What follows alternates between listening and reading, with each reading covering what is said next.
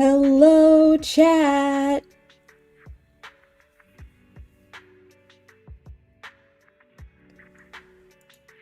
Hi. Hi. Good morning. Hello, Topaz. Hello, small fungi. Hello, definitely not a robot. Hello, Angry Destroyer, the goat. Hello, Reeser. Hello, hello, hello. Hi. Good morning.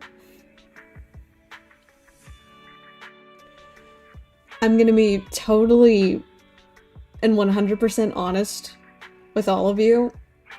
Hi, Nick. Hi, Nick. Hi. Good morning. I'm gonna be completely honest. I haven't slept. I haven't slept. It's been difficult to go to sleep. And so to rectify that, I'm staying up and finding ways to, keep myself awake. Thanks to Phil's, free code at the time, I have some packets of gamer subs. And I'm drinking my favorite one, the pineapple cocktail. And hopefully, these packets will be enough to get me through the day.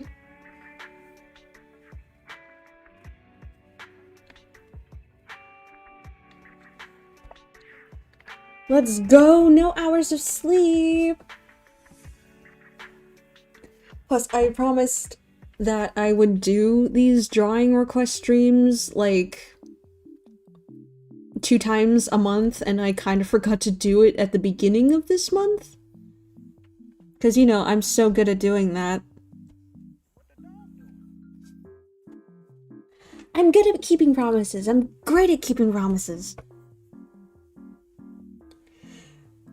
I was ready to, do a gaming stream today. I'm really, really interested in Marvel Rivals right now. Which is weird because when Marvel Rivals did come out, and I did play it for the first time, I was like, this game is weird and I don't like it. I like playing Overwatch, so I'm gonna keep playing Overwatch. I haven't played Overwatch since February 3rd. And that's after I played 1 or 2 matches as Hazard. And I've played Marvel Rivals for a total of 56.4 hours. And that's because I've been playing a lot recently. And you'll never guess... Actually, that brings us to my special guest that I have for today. Look who it is! My main, my boy, the goodest boy, Jeffrey. Look at him! Oh, yeah, and you wanna know the best part? You wanna know the best part, chat? Guess what I did? Look at him! Of course you mean Jeff. Go fuck yourself, Nick!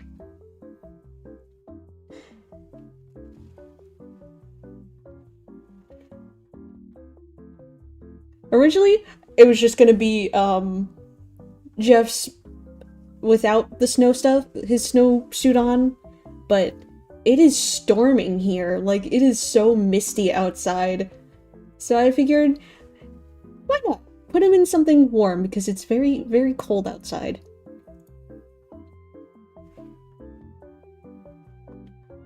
And look, I know some people may not want a drawing, and so you know what I have a different incentive. If you don't want a drawing, that's fine. $1 to pet Jeff. Every dollar he gets a pet. How about that?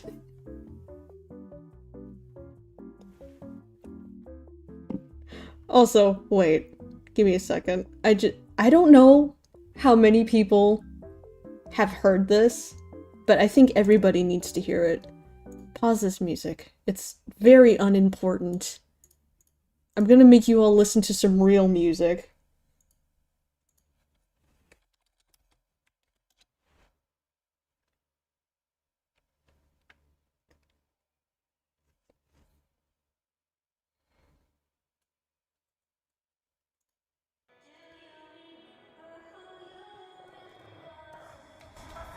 Just listen to this.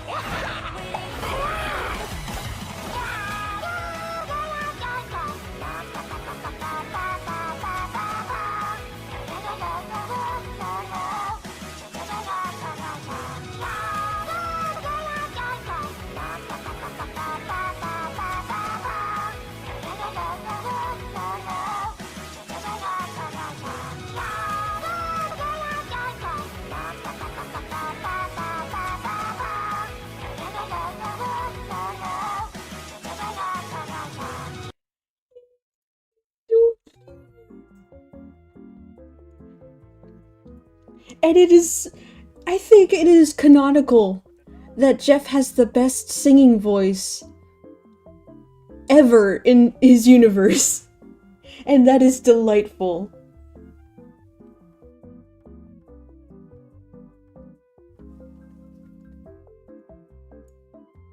Look at him. Look at him. He deserves it. Give him that pet. Give him that pet. He's such a good boy. Ooh, I love Jeff. When I started playing Marvel Rivals, I played it with Quite. It was Quite, Postra, David Barron, Matt. I think I already said David Barron. Fact. And I think maybe Average was there also? But when I first, like, watched them play it, because I didn't, have the game ready yet, like, I didn't download it. But Zach was doing, this funny voice.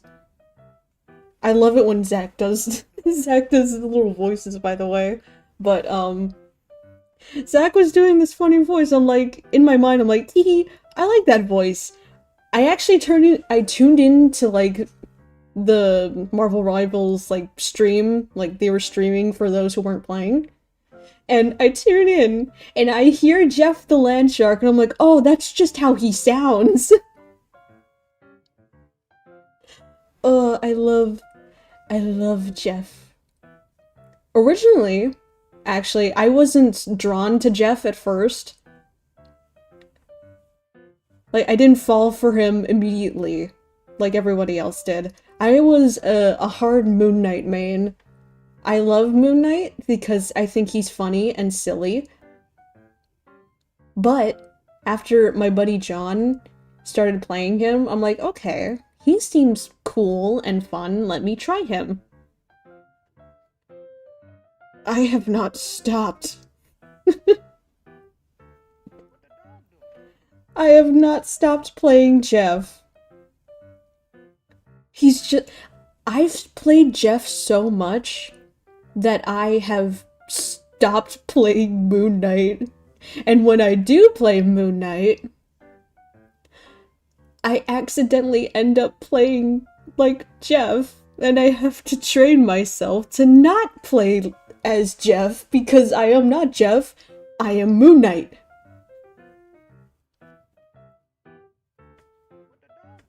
I've seen nothing but hate on Jeff. Why do people hate him? You wanna know why?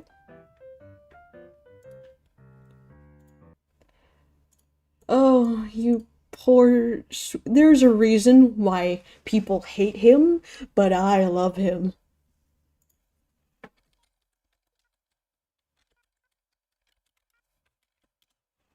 Give me a second.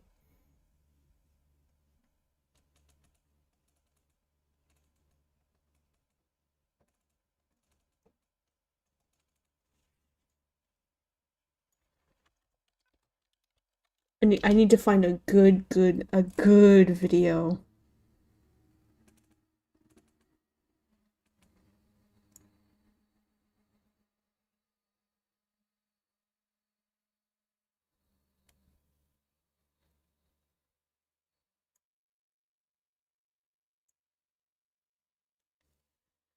Let's see, what was that video that I watched?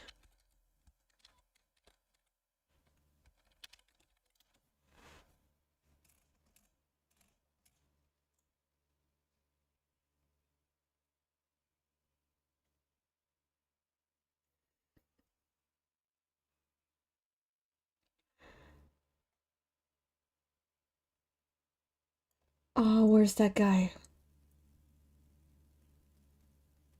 There he is.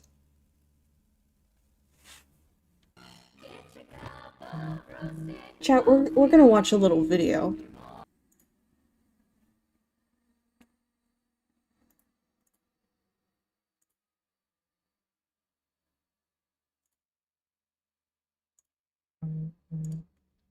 Here we go. We're gonna watch a little video. Channel's name is Aquaburst, by the way. They're very cool. Oh, hello. Judge, jury. I prefer less violent solutions, Frank. There's no one behind them. It was the usual day out fishing, just like any other. Throwing the rod in and just seeing what sticks. And you wouldn't believe it. Caught me a Captain America. Oh no, Captain America's on me. He seemed determined to kill me, though luckily found it in his heart to forgive. This Captain America should be an easy pick. Yep, perfect. He respawned though. You got that? I can eat that. A lot of time was wasted on the first objective, but after doing nothing for 2 minutes, we had a realization. There's a chance this is a so-called team game, and doing things together might achieve something. And would you believe it, with all of us coming together and executing some well-timed ults, we got the first objective. To the reason why. This right here? Something. And would you believe it, with all of us coming together 3 enemies. and executing some well-timed ults, Boom, they're we got dead. the first objective. I think we got this one. This point is absolutely horrendous. It depends. Sometimes you get it like it's nothing. You just walk in and they give it to you. They wave the white flag. Wait, what? That's part of the reason why. Let me actually go to the video.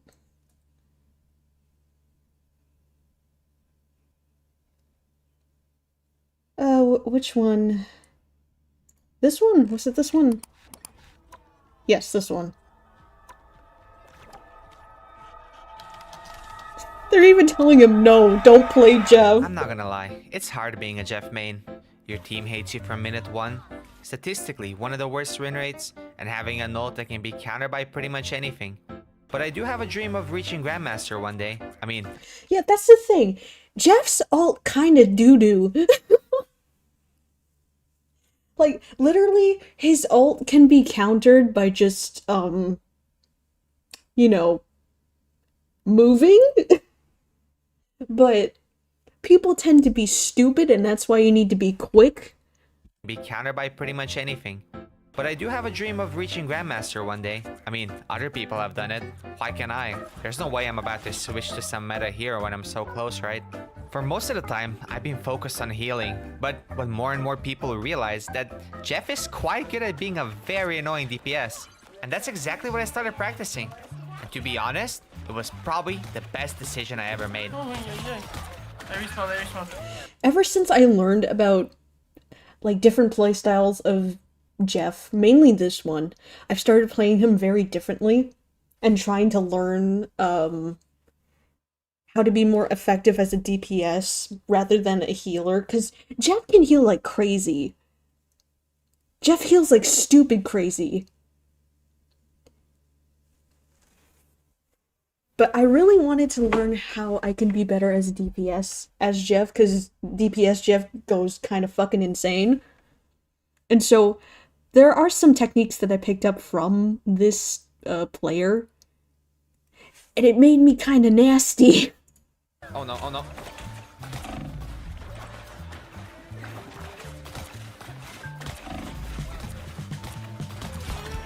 Got 2 of them. He's being a little silly with his bubbles, though.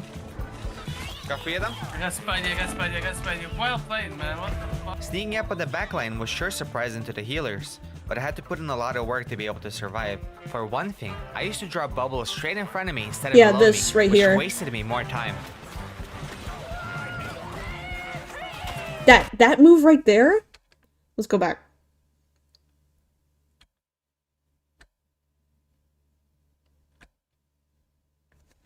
This move right here. Spitting out the bubble. And then submerging to get double the healing. You get healed super fucking quick. Super fucking quick.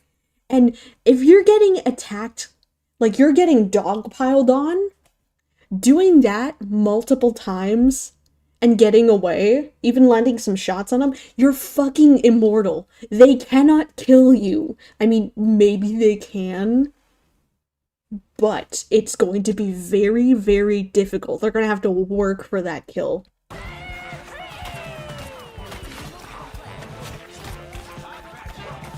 Like, this is nasty. Here, I'm going for it. Got Luna. Guessing she killed you? Yeah. Got her? Can I break this? No, I can't. Absolutely fucking nasty. Anyway, enough of that.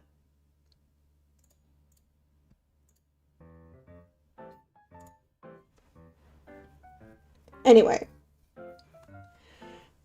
I did promise that before we hop into, like, drawing requests and stuff, that we would read some TTRPG horror games. I mean, not horror games, horror stories. And that is precisely what we're gonna do right now.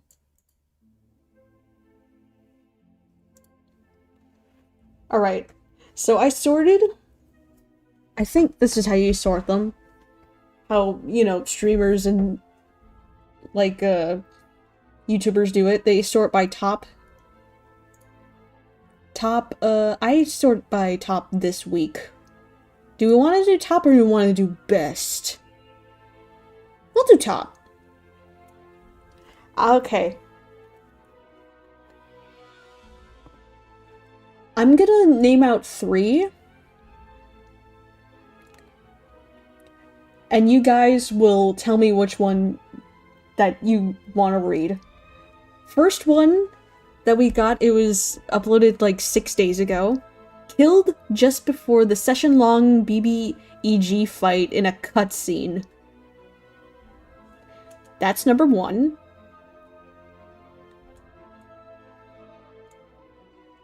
Let's see.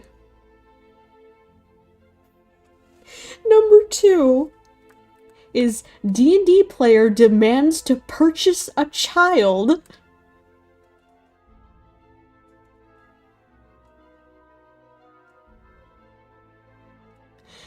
And let's go for something juicy.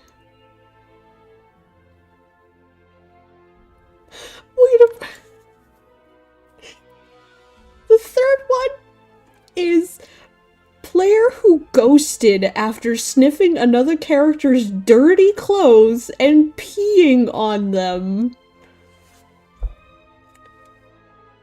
So which is it, chat? Do we want to do kill just before the session-long BBEG fight? The purchasing of a child? Or, peeing and sniffing dirty clothes? Which one do we do, chat? Which one do we want to read?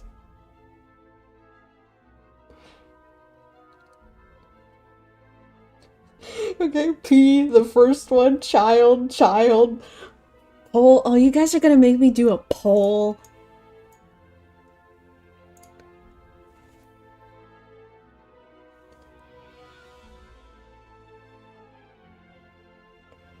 How do I make a...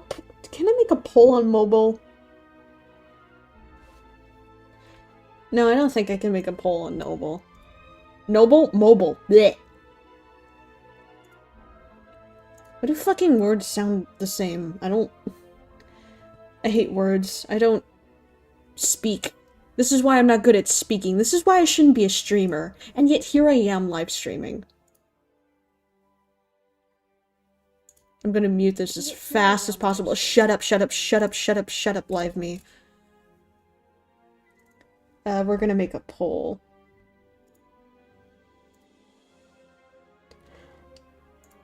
There we go. Which story first? Killed before dash long fight? Purchasing of child? Pissed.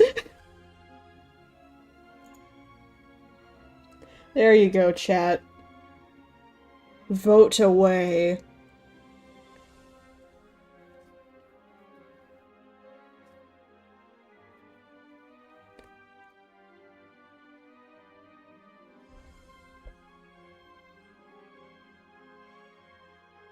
Okay. This is actually surprising. You guys want to listen to the purchasing of a child.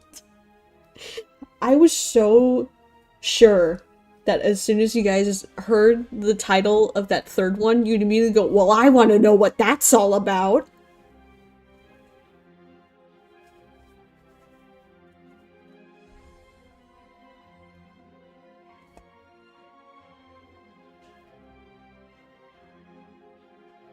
Child sounds funny. I mean, I guess so. Anything involving children should be funny. As long as it's either pushing them over.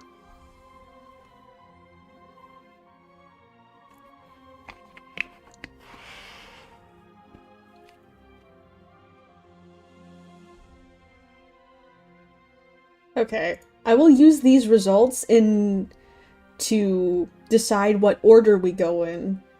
So in order, we are going to be reading Purchasing of Child, then Piss, and then Killed Before Seshlong Fight.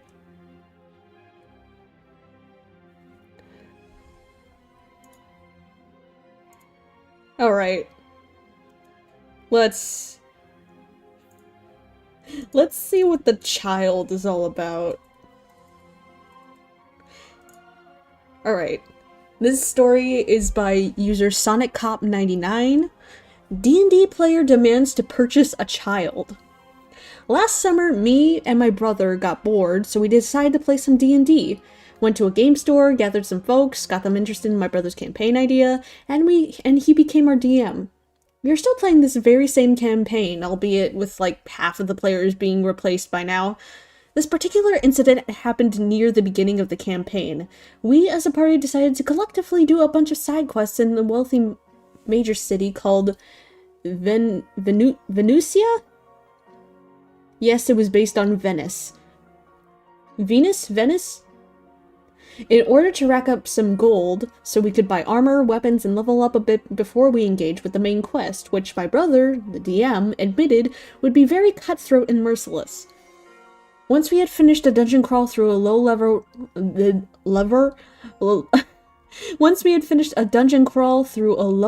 wyvern's gold trove, we were now rolling in dough and we were ready to use it. So we had a filler session for us to RP in the city, float around and learn things and go shopping. I remember buying this plate armor that was really badass looking. I ended up AI generating a concept art piece of my character wearing it. No! Pay me instead! But then there was our party's rogue who, for his part, decided to go find the nearest orphanage and told the caretaker, I'd like to buy one. I prefer females around the age of 10 to 12. Best age. Developing, but not too developed, and make sure she is white or Japanese. Huh? Oh no, what do you mean? My brother just said, what? And then switched to the caretaker's voice and said, yeah, we don't sell the kids to weird travelers like yourself. You'd best be going on whatever dangerous, non-child-friendly mission you're undertaking. And Rogue said, with my family's wealth and all the gold I have accumulated traveling, I could probably buy this whole damn town. You could renovate this dump and actually feed these kids. My brother said, look bro, this ain't happening. She will call the guards if you don't leave.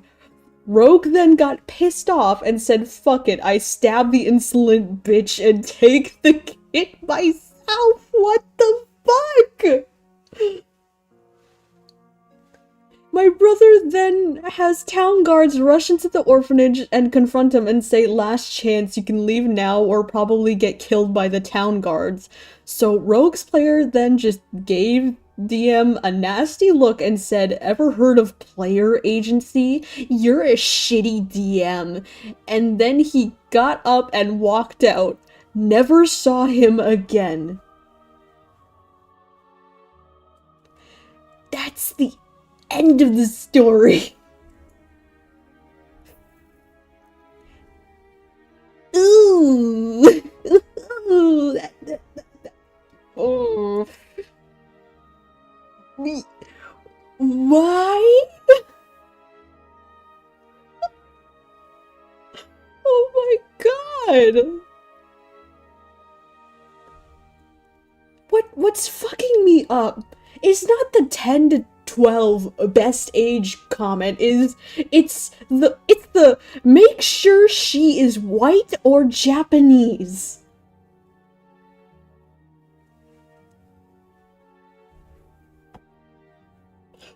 Why specifically white or Japanese? Chad, I think we should have voted for me. Imagine calling someone a shitty DM because they're trying to stop you from buying a child bride. That's nasty. Oh my god. Holy shit.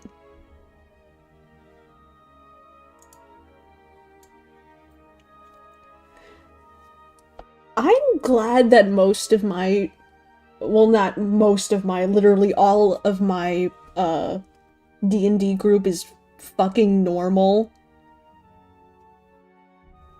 And, you know, doesn't do creepy shit like this.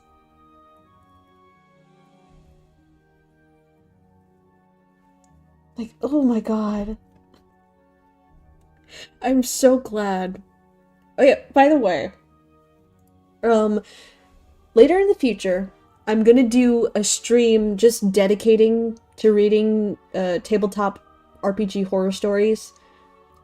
And, I actually asked Zach earlier, Zach aka Postra, if he wanted to, co-host today, but then he told me, oh, I'm sorry, I'm busy today, I'm on another stream. I said, don't worry, when I do the actual stream, you'll have dibs. And he was like, fuck yeah! So, expect that in the future. Main reason why I want to invite Zach is because he is part of my D&D group. He is in 2 of the current campaigns going on, which is our main campaign and the Doctor Who campaign that I specifically asked Matt to DM because I thought it would be fun.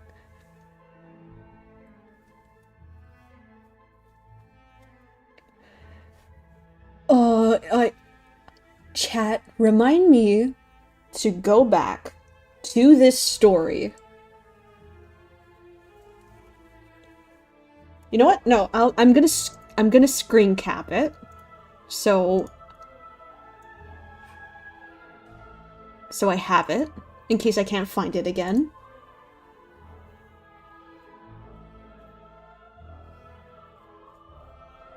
But I want you all to remind me when I do that stream to show Zach this, to read this to Zach. because I need him I need him to hear that. I need him to hear this and just have him appreciate how normal we all are. How's that Doctor Who campaign going? Sounds cool. It's going pretty good. There's only been 2 sessions so far, but those 2 sessions have been fucking fantastic.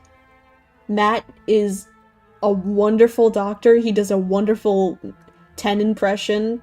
It is like actually talking to the doctor.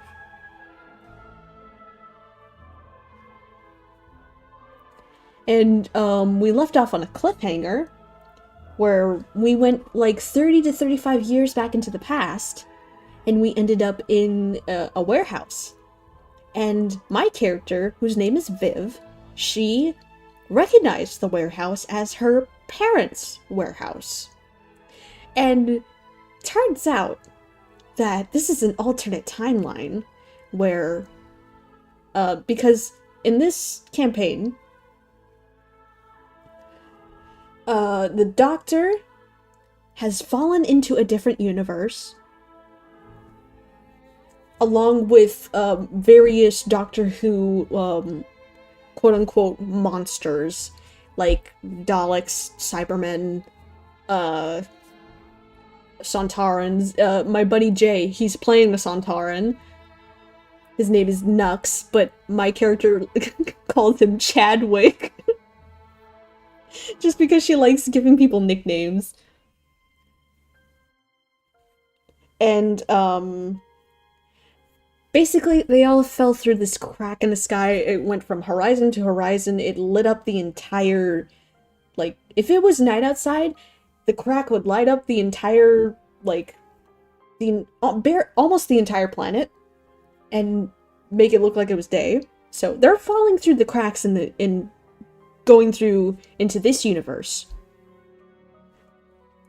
And so, 30 years into the past, it seems that Cybermen have arrived, or have been discovered by my character's parents, who are not only nobles, but they own their own company. Viv kept what her parents did for like a living vague. Like, I think I said in the campaign that she was in, called Swan Song 2, that she had no idea what her parents did. Like, she knew that they were she knows that they're wealthy and they do something, but she has no idea what they do because they keep their business quite to themselves, and they like to keep Viv out of their, you know, what they do for a living. And so, for her to find out that her parents own, like, this warehouse, like, she at least knows they own a warehouse, but she doesn't know what's in the warehouse. She doesn't know what they do, you know, it could be anything.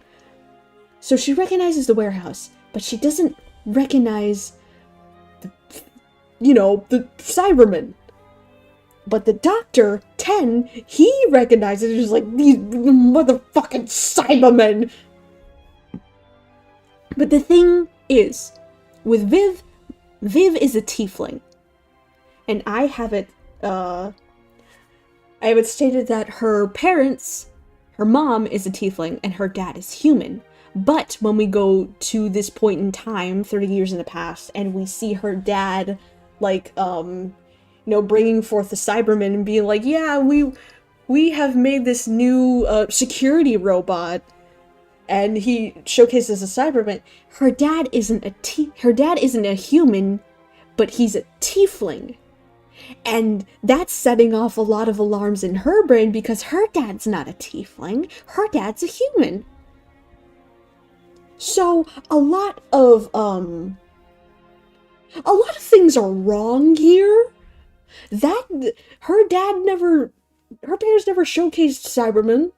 That's not correct. Her dad's not a tiefling. That's not correct. And turns out this is going to be based on a scrapped storyline that me and Matt had for Viv's parents in the original campaign that she was in. We scrapped it because we didn't have a lot of time for it, and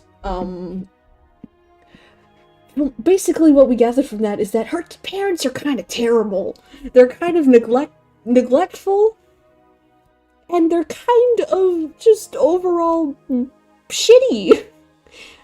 Though I did make a note that her dad was the more, you know when they say that your mom's a tiger mom?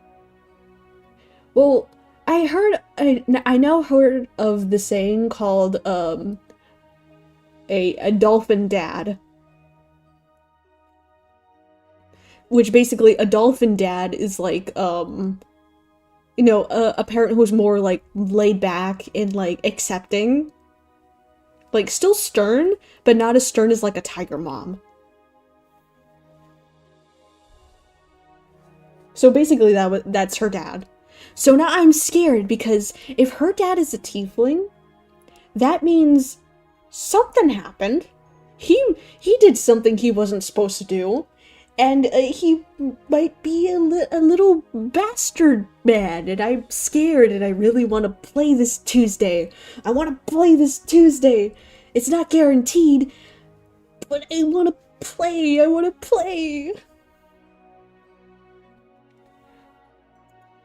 That stuff aside, let's read more. Let's read more. Alright, so we did D&D player want raised to purchase a child. Okay, now we're gonna go to piss. But there is an SA warning at the top of this, story. So if you're sensitive to that, then maybe just click off for now. Come back a little bit later. So, the full title of this story by Everfree616 is Player Who Ghosted After Sniffing Another Character's Dirty Clothes and Peeing on Them. Which is a fucking insane title, by the way.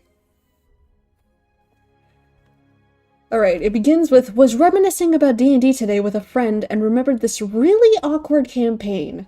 About 12 years ago, I took part in a homebrew campaign run by said friend who was the DM and wanted to try out the setting that he had been world building since before I had met him. He had only done modules up to this point and was really excited to play, but due to time constraints and obligations, he wasn't going to be able to get his usual group together. I usually DM myself and was excited to get a chance to be a player for once, so I asked to join. He happily agreed and the vibes were good. I had taken part in one-shots with him before, but due to my own campaign and work, yada yada yada, we had never played a full campaign with one another. I made a bard that I called Monty, a blowhard poet with a writer's block in such for inspiration for a true epic that would silence his critics who thought he was washed up. Alongside Monty, there were two players from the DM's other campaigns, a fighter named Hadrick, and a rogue monk named Fisk. Like Kingpin Fisk? Fuck yeah. The DM wanted at least 4 players before starting, and managed to rope in another friend of his who had never played before, our barbarian, Thor, and his buddy who apparently played a lot of D&D, and had a lot of D&D knowledge, and the subject of the story, a god warlock named Lane. No, not a god warlock. A goo warlock named Lane. He's fucking goop? What does that mean, a goo warlock? Is that a GOO warlock? Goo warlock. What's that mean? Oh, great old one warlock. I don't know what that is. Never heard of it before. Great old one. Yeah. We did a session 0 and we all... I can't read. So sorry. We did a session 0 and all seemed well, but I immediately noticed how quiet Lane was throughout the entire thing. She didn't... She? It's a she! Uh-oh! She didn't say much within or without the context of the game, mostly sticking to her phone, occasionally sharing a meme or video that mostly kind of flew over our heads. I didn't pay much mind aside from wanting to make her feel welcome. She seemed introverted and awkward and was trans, which made me worry maybe she felt awkward around a bunch of random dudes, since there was a very extroverted kind of dude energy at the table. I am also trans, but was very much deep in the closet at the time. Still, I had some inklings about it which made me sympathetic in a way that in retrospect was a little patronizing. That, and I probably had a bit of cringe, please notice and acknowledge I'm an ally energy back in general back then. In any case, despite my efforts to talk to her, I was mostly met with one-word responses and just assumed that she didn't like conversing with people. Thor assured us that this was just how she was, but that she would come out of her shell eventually. She just needed time to get comfortable. This is getting concerning. 3 sessions in, and Lane still felt very much like the odd person at the table. Her character rarely said anything, aside from the occasional interaction with Thor, and mostly just rolled dice when asked to. I would have thought she didn't like the game at all if it wasn't for a genuinely impressive knowledge of the game. DM would often double-check with her when unsure of a ruling, and her knowledge of spells and rulings was flawless. I don't think I ever saw her at a loss when asked about anything. There just wasn't much passion there outside of the mechanics for the game, but slowly she started to roleplay a little bit more. Thor and I tried our best to bring her around through that session. She had just gotten her Pact of the Chain familiar, and we played around with the idea of it causing mischief at the camp, which she seemed to enjoy. Then came the jokes. Uh-oh. It was nice to see her actively having fun, but occasionally she would make really off-color jokes about her character wanting to be...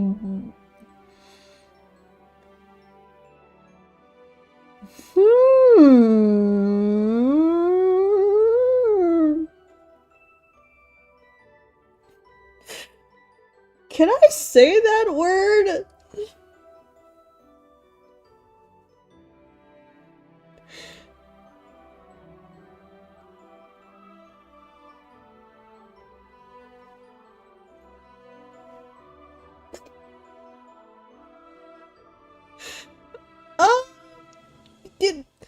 We're all adults here, I think. I mean, I did warn you. It was nice to she would make really off-color jokes about her character wanting to be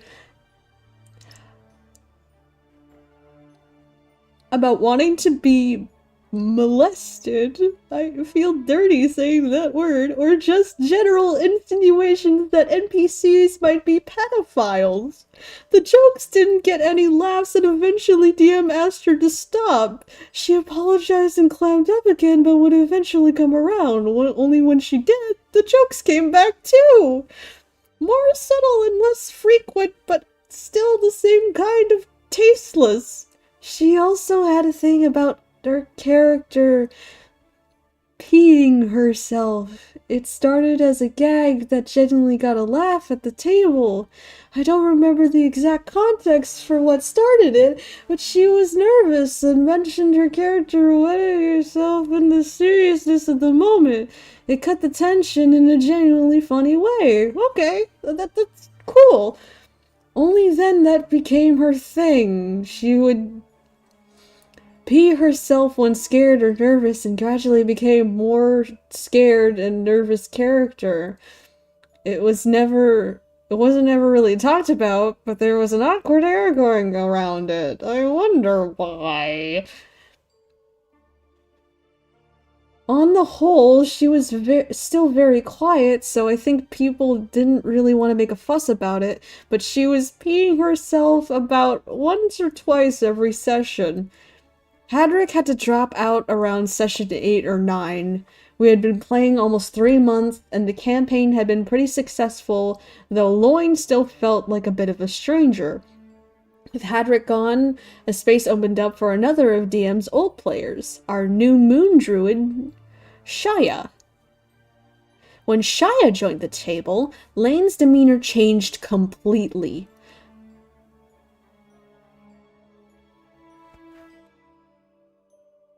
Is this where the clothes sniffing comes in? I'm scared.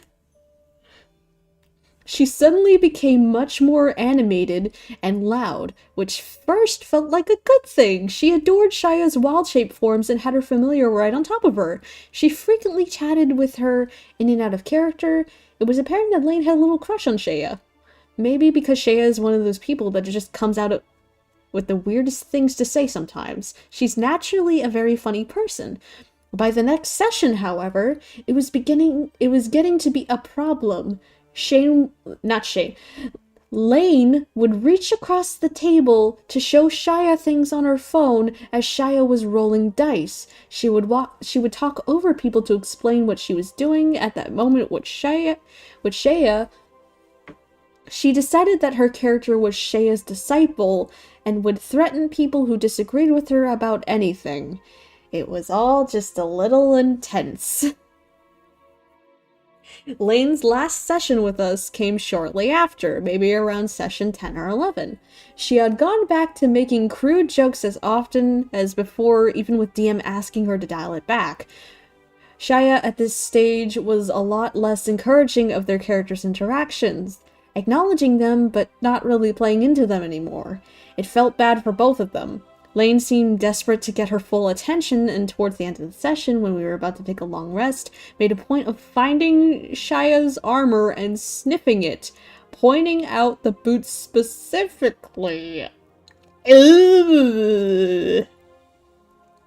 She tried to play it up in a self-deprecating way, mentioning how her familiar was refusing to look at her, and how she could feel her patron's embarrassment, laughing the whole time. I don't think Shia was in character when she flatly asked, "What are you doing?" But Lane's character turned and, in her shock at being caught, pissed herself all over Shia's armor.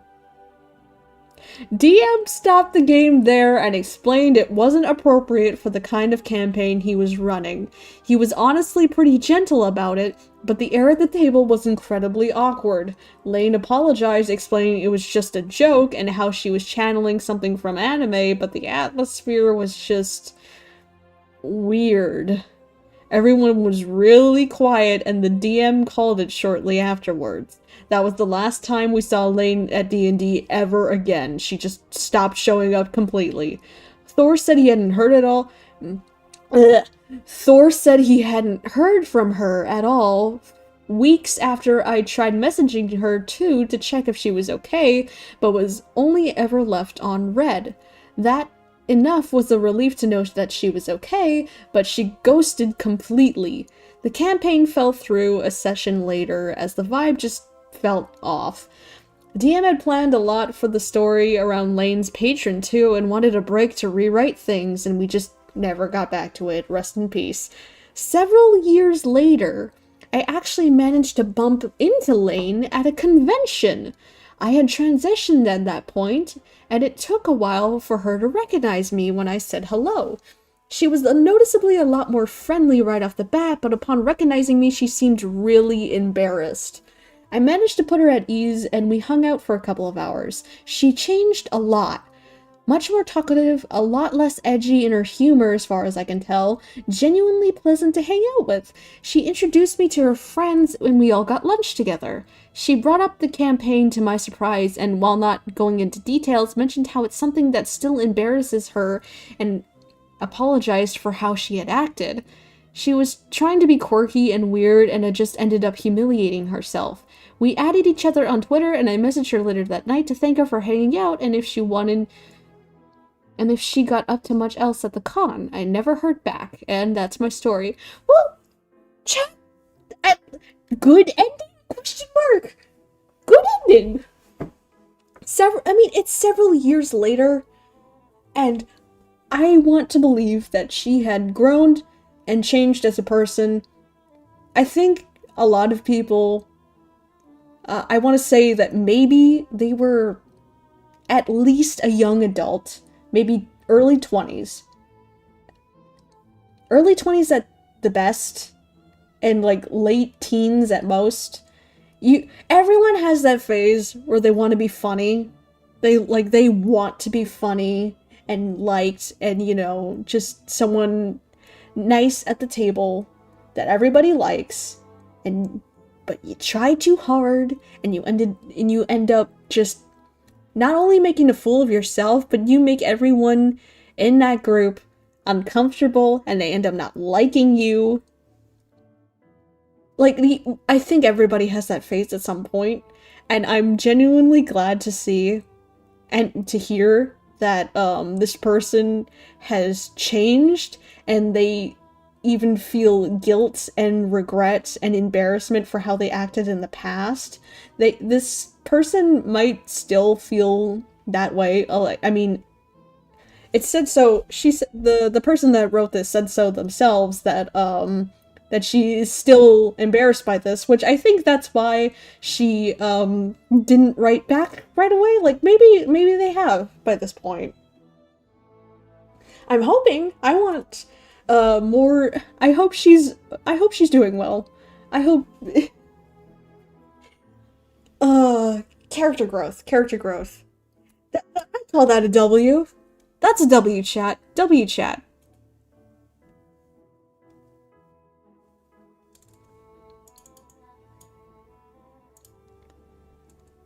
Alright, and the third one that we're going to be reading is, it's pretty short.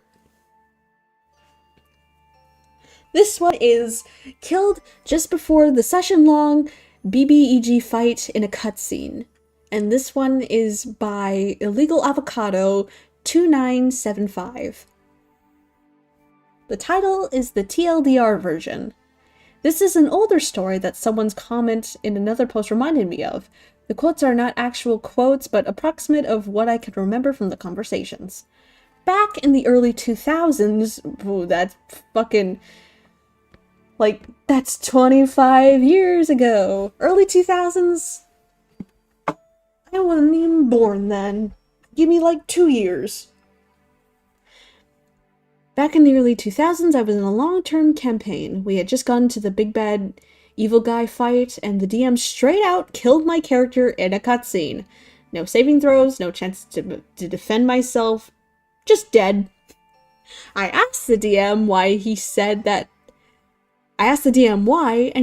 it was supposed to happen to inspire the rest of the party to fight harder. Now what? And he replied that I was just going to have to wait. Wait for what? I asked. Can I pull one of my spare characters? He said that I couldn't, since it would be too contrived to drop in a character in the middle of a boss battle. So, what am I supposed to do now? I asked, and he replied, you're just gonna have to wait until the battle is over. So, just before we get into combat with the boss, you kill me, and I'm supposed to do what? Sit back and shut up and watch the battle? DM nods. I start packing my stuff and get ready to leave. DM is not happy with this decision.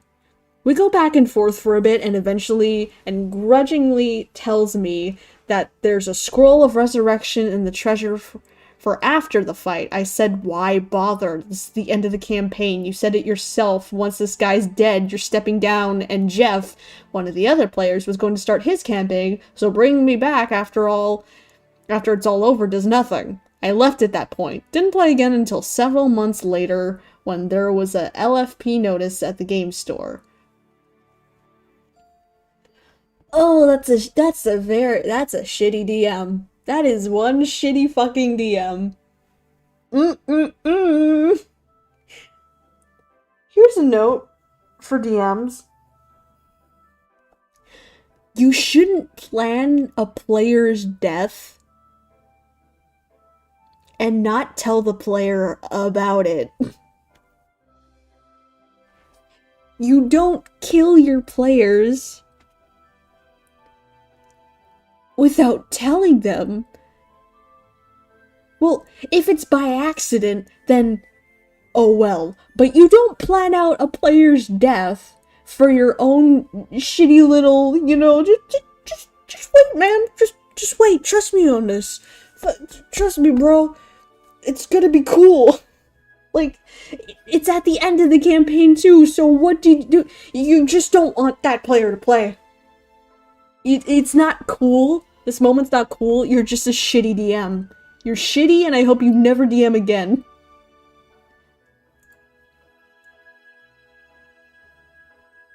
Like, what was the thought process? What was the thought process on this?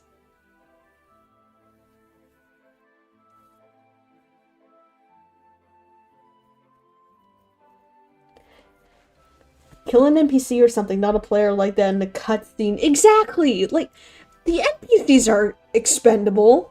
Kill one of them! Make it an NPC that they care about. Like, you don't leave out your players in a combat. You don't leave out your players in anything, quite frankly.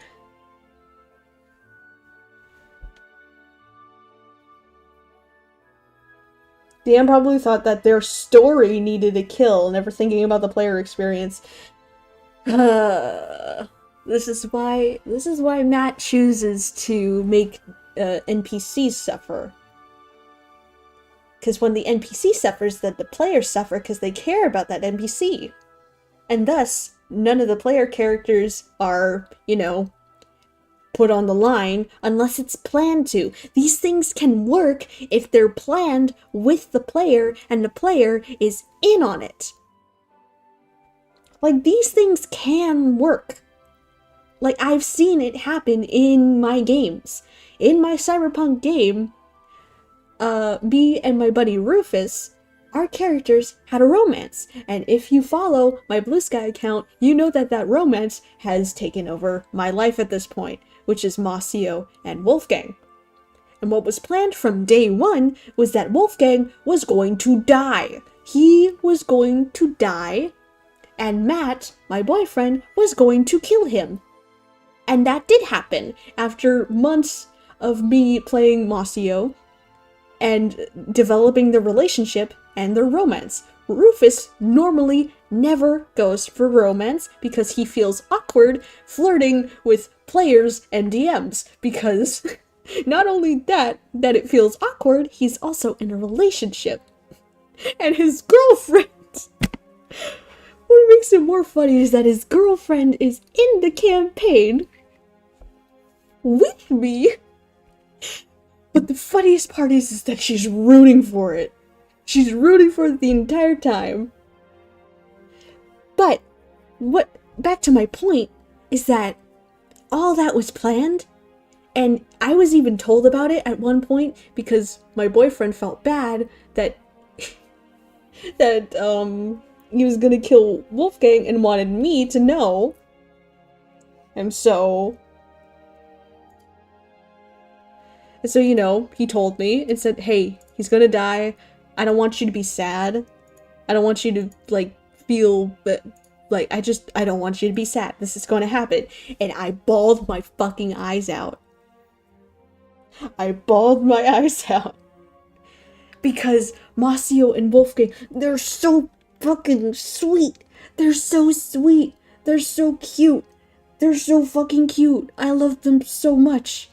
They were so romantic. And even in the session where Wolfgang died, I bawled my eyes out on call. I have it all recorded. I have audio proof that I cried. Well, cried is an understatement, but I bawled my eyes out. And that's why I love D&D. That is why I love D&D.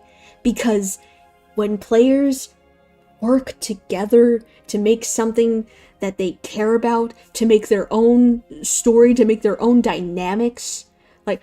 I'm a very roleplay-centric player character. Or, I'm a very roleplay-centric player. I love roleplaying. I'm not a huge fan of combat. I think it drags on too long, and that's why I prefer roleplay. Roleplay is the best part of D&D for me. And I love, like, building character dynamics. Character, like, relationships are my favorite fucking thing. And that's what makes it so good. And when you plan shit out to fucking destroy your other players emotionally, it's magic! It's magic! It's the kind of magic you can't get anywhere else. And this fucking DM doesn't get it because he's thinking about himself. He's thinking that he's cool, but no, he's a fucking loser. Loser!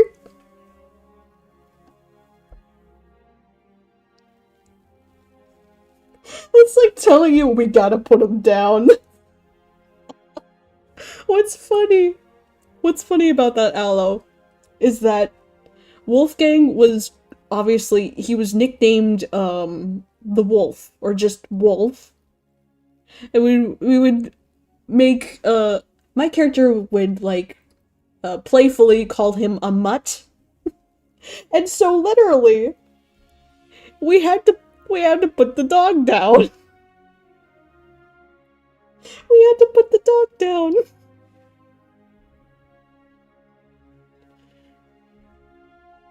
Oh, my character, she's still not over it. She talks about him all the time. Even in death, she talks about him.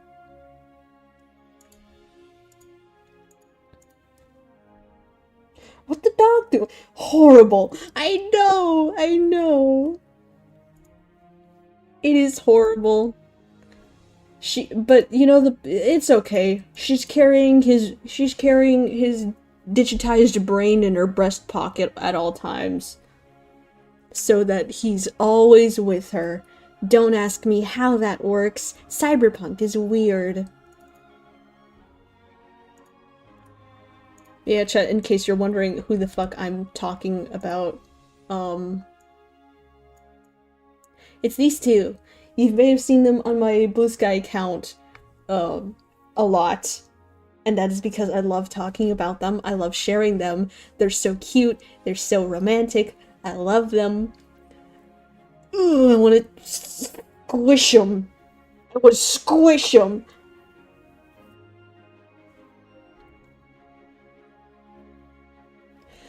Oh, I love them. I hate him. I want to punch him in the face because Rufus does this thing where he's good at playing a smarmy bastard, but also a charming, nice guy, and mix that up and you get Wolfgang. And the thing is, when Wolfgang would flirt with Masio, I would also get embarrassed as me myself, because I'm like, dude, shut the fuck up! Shut up! What are you- Stop it! And I tell Rufus that, and he laughs. He laughs because he knows it messes with me. Alright, I think we've yapped. I think I've yapped enough. Let me... Oh, I actually didn't get a drawing request yet, just a request to pet the Jeff. But you know what? Where is it? There you go. There you go. Small Fungi donated $5 and says, pet the Jeff. Jeff gets his pets. Wolfgang is so baby girl. Rest in peace, Rizmaster Wolfgang. Rest in peace, Pookie Mafia boss. No! Pookie Mafia boss. What's funny is that Matt, like, related Wolfgang to a mafia boss.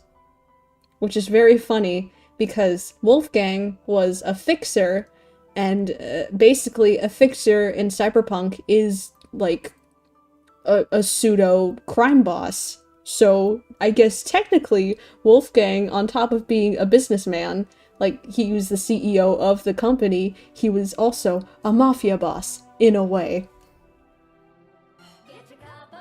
Which sounds bad because it makes him sound evil, but Wolfgang was not evil. He was a genuinely nice guy, which I was surprised by because, you know, Wolfgang was originally going to be just a bastard, a womanizing bastard who got his way with just, you know, words. I mean, he still did that. He got his way with just words. Words were his weapon, but he was just genuinely a good guy. Like, he genuinely cared about his friends and his employees. Masio especially, like, he genuinely cared about her and genuinely wanted her to succeed in life. Like, he genuinely wanted her to be happy. And that surprised me because that's not at all the character pitch that I got from Rufus. And with him being such a good guy, it made me all the more sad when he got fucking killed. There is a chance to bring him back, either through digital means or, you know, putting him in somebody else's brain.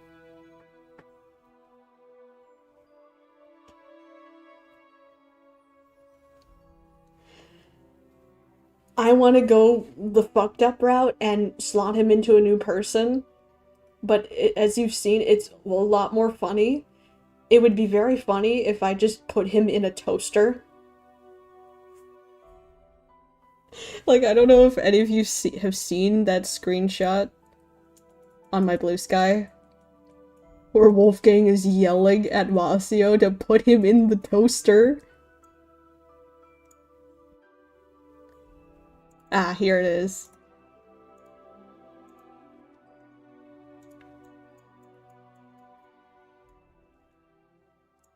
Here it is. Put me in the toaster, babe. Upload me into the toaster. Put the cigar next to the toaster. It'll be like exact, like sync. Darren, tell her to upload me into the toaster. Otis, back him up on that. She keeps acting as if blowing up a tank is insurance against dying. Yeah, she blew up a tank, what of it? She's that cool. Darren, tell her to upload me into the KitchenAid toaster. I'm slamming my fists against this soul-killed infused USB prison. Babe, infuse me into the electronic interface of the toaster we both know you have.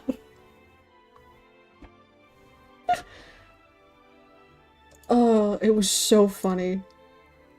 We like to joke that the ghost of Wolfgang just hangs around and, you know, dances on things. So I just imagined the ghost of Wolfgang just yelling at her like, babe, put me in the toaster. Put me in the toaster. Babe, please. Put me in the toaster. I want to be in the toaster. And then I would joke that every morning he would make her toast, and there would be like a little toast. He would toast a little heart on it, on the center, because he loves her so much, even as a toaster. Let me read you some of the things from the chat that we talked about after session was over.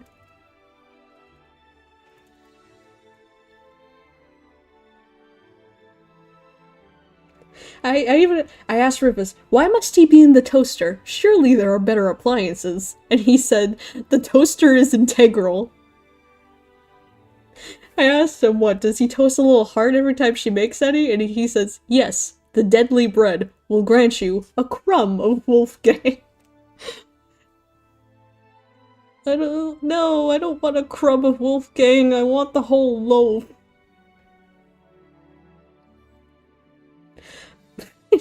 And fucking Rufus says, plus, if something bad happens, he can say things like, you're toast. I hate him. I hate him. Rufus is funny.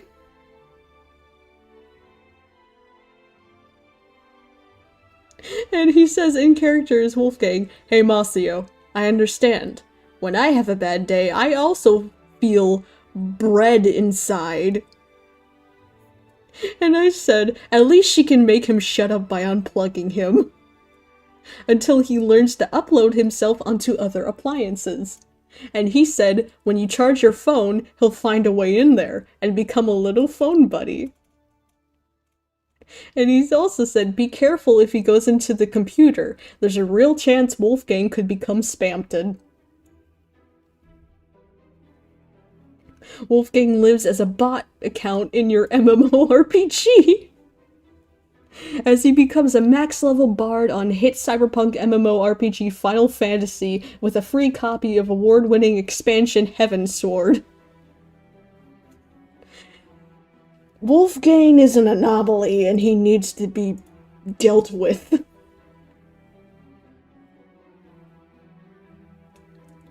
Alright, so we got actually 3 drawing requests, maybe? Find funding, let's see.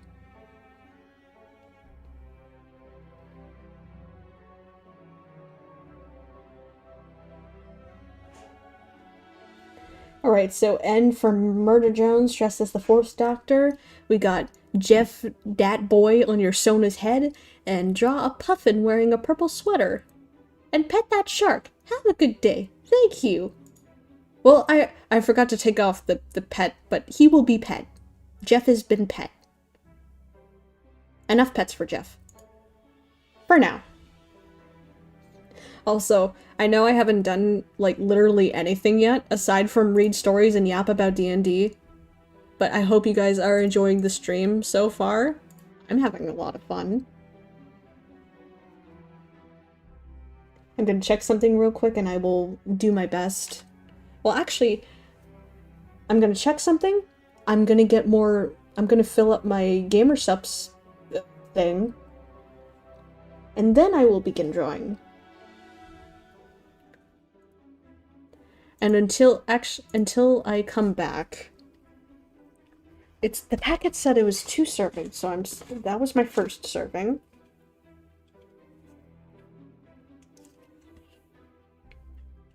And if I pour the rest of this in, it should be the second serving. I'm actually going to use my little scooper that I got from my Sakura Splash tub. I'm going to see.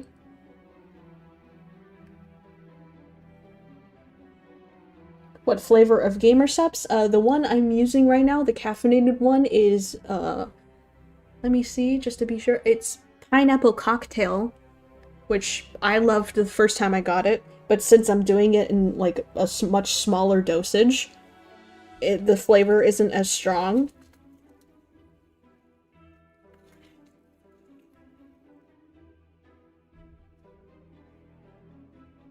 Alright, that's one.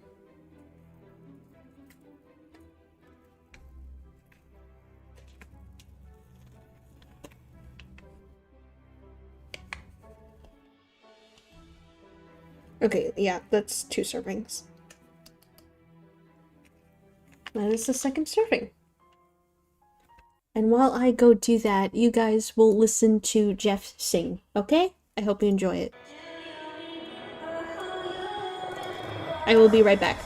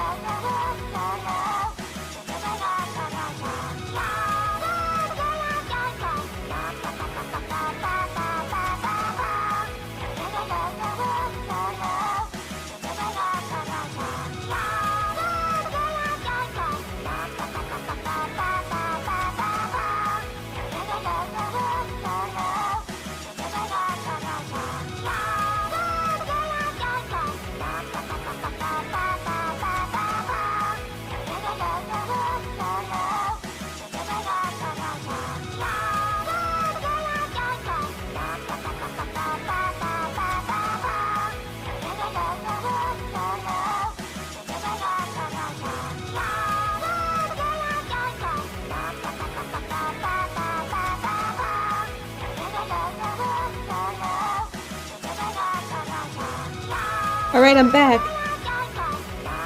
Hush, Jeff. Hush. It's okay. You can stop for now.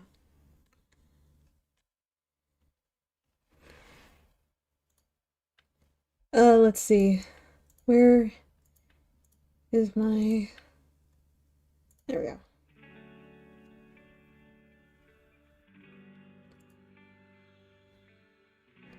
Alright. Okay. Let me just shake up my gamer subs. Big shout out and thanks to Phil for these. Without these, I would be dead.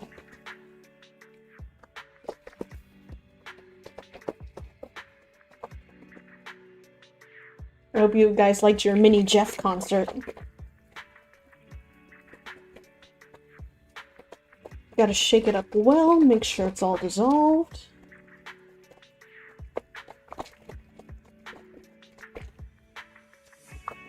Make sure my chat is working on my phone. Because sometimes it likes to stop showing me new messages.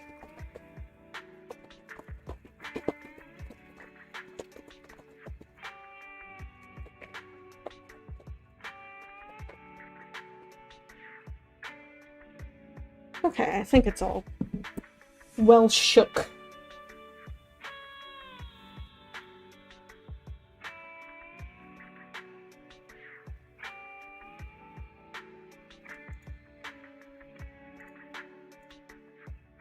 Alright, let me get N from Murder Drones. And Murder Drones. Oh, it's this one that everyone likes to simp over and calls a twink and baby girl.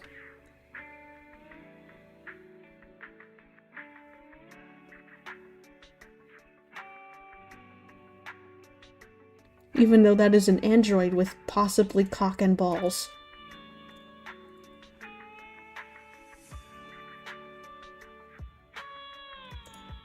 The fourth Doctor... I think that's Scarfy, right?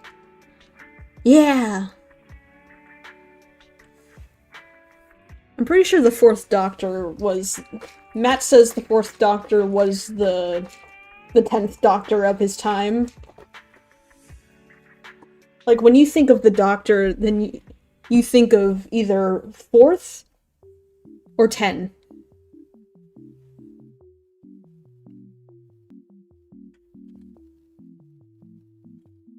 Actually, instead of doing the crayon, I've been really liking... I've been really liking this, let me zoom out. This flat brush that I have. I do it for doodles sometimes. I like using it for, like, shapes. I make it a bit thicker.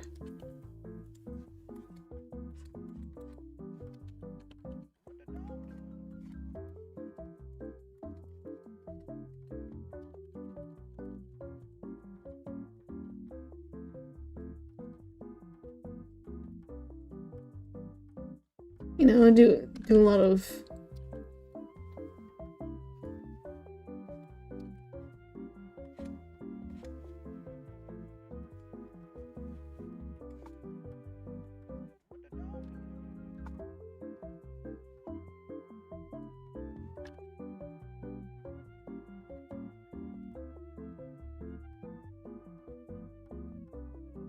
I mean, look how nice that looks. I love this brush.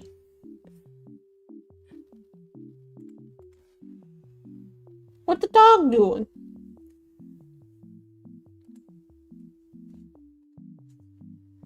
Alright. Let me grab a good reference of the Doctor.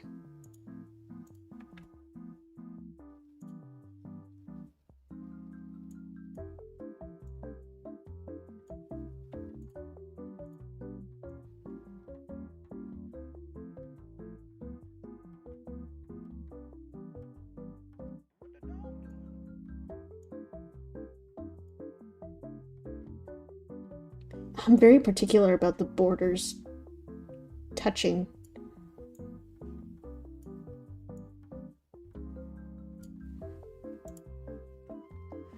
And a good reference for...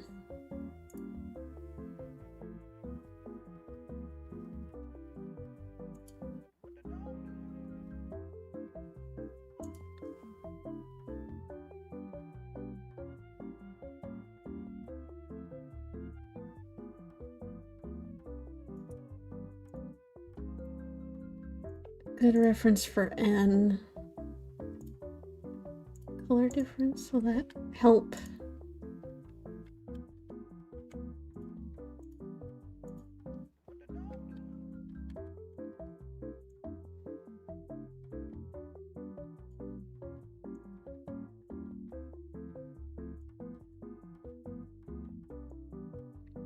I don't know, I think these guys look weird.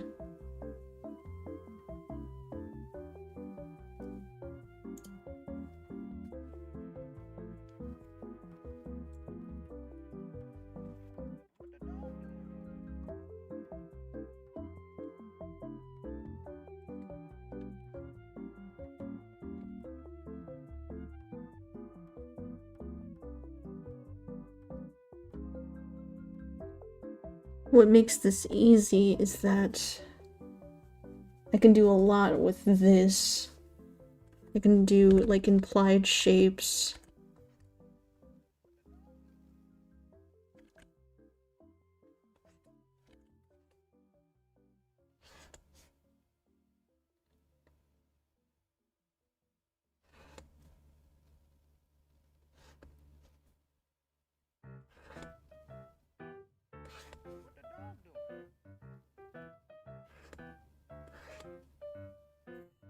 This is the second, like, free, copyright-free, OST that just has the guy doing, what the dog doing?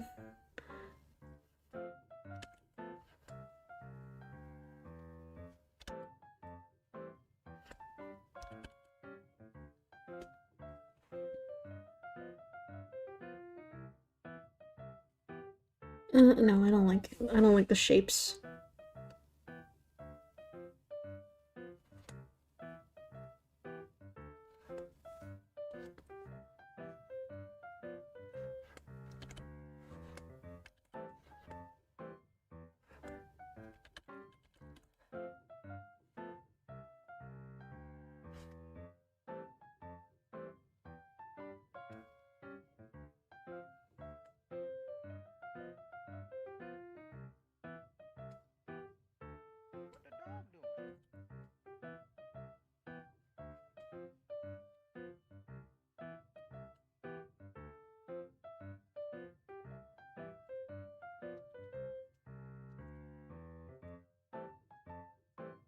I want to do the clothes first.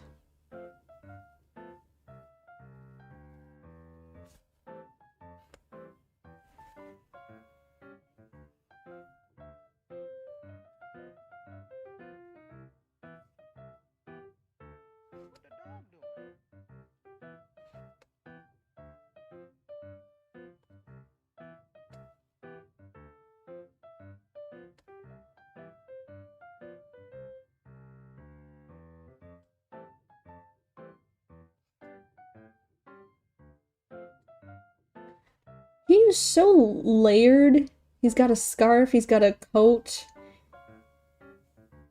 He's got a button up.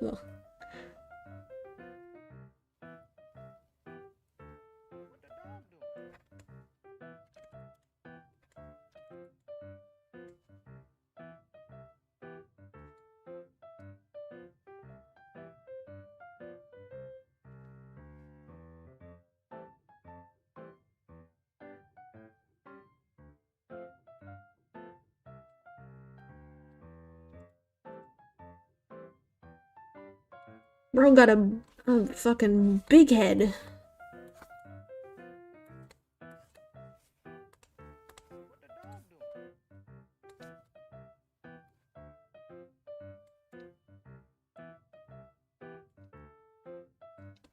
Not only does he have a big head, but it's fucking squished.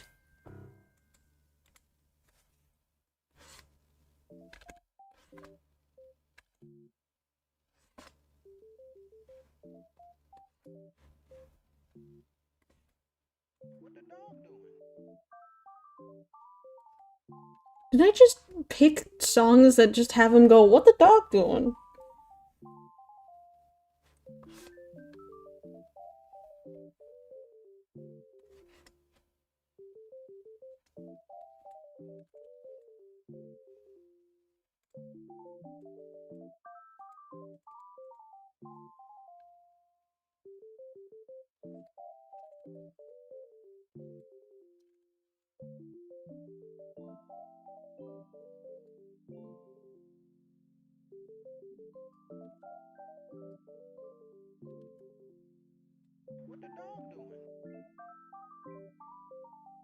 This what the dog doing playlist?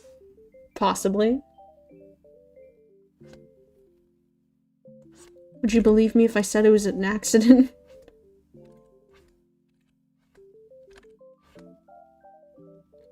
I hate how it looks, but I'm not being paid for how good it looks. I'm being paid to do it.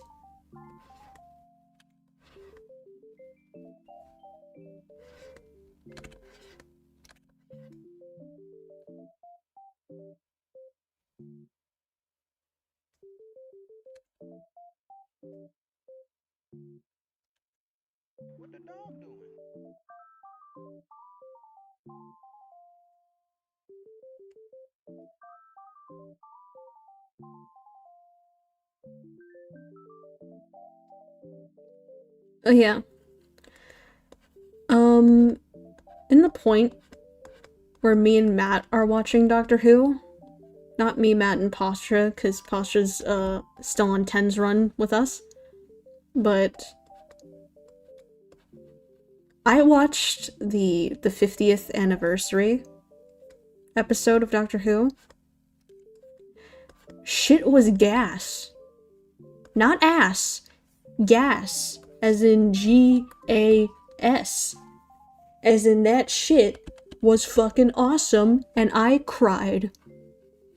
Even though I have no connection to like, that sort of, like, you know, the 50th anniversary episode was just amazing.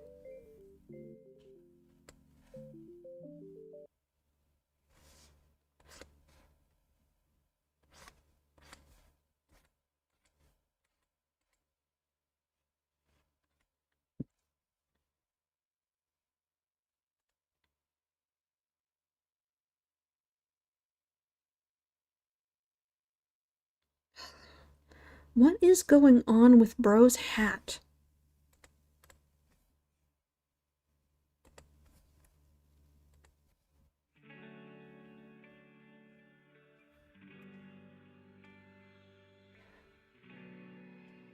Oh yeah, never mind. I'm not gonna give him his hat. Fuck you.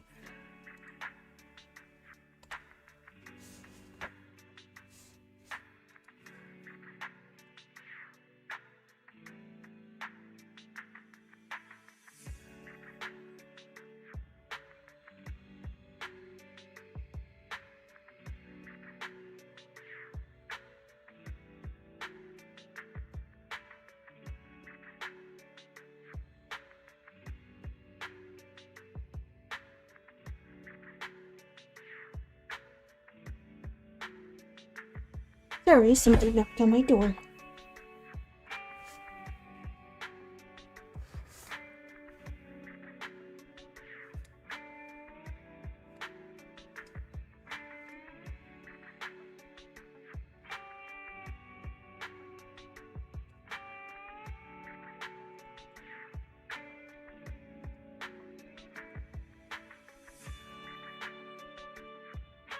I don't like how close their mouth is to their LED light screen.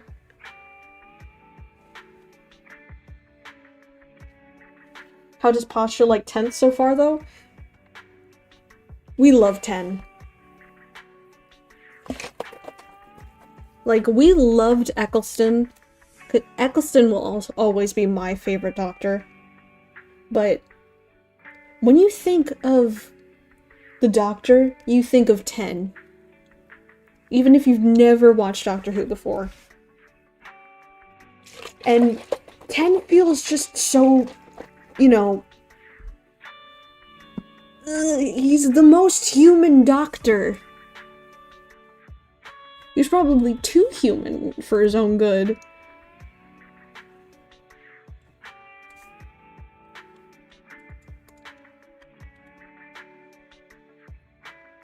But yeah, we love 10.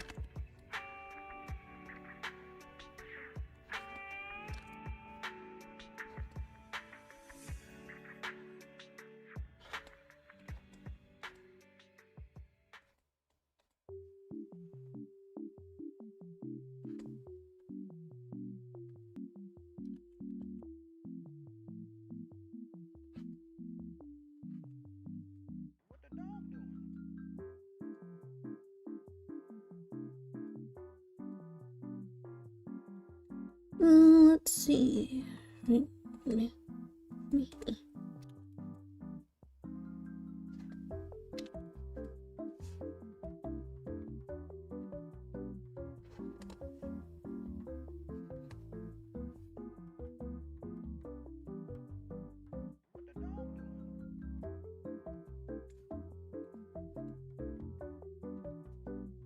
Let's put, instead of just N, let's put N4. Because we're cheeky like that.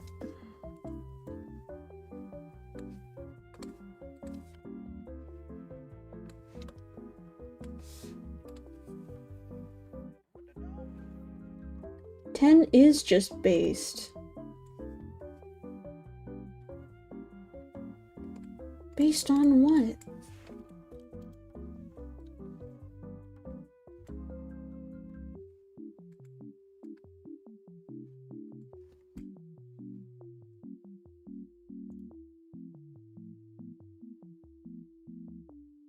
And we got Angry Destroyers one for Jeff.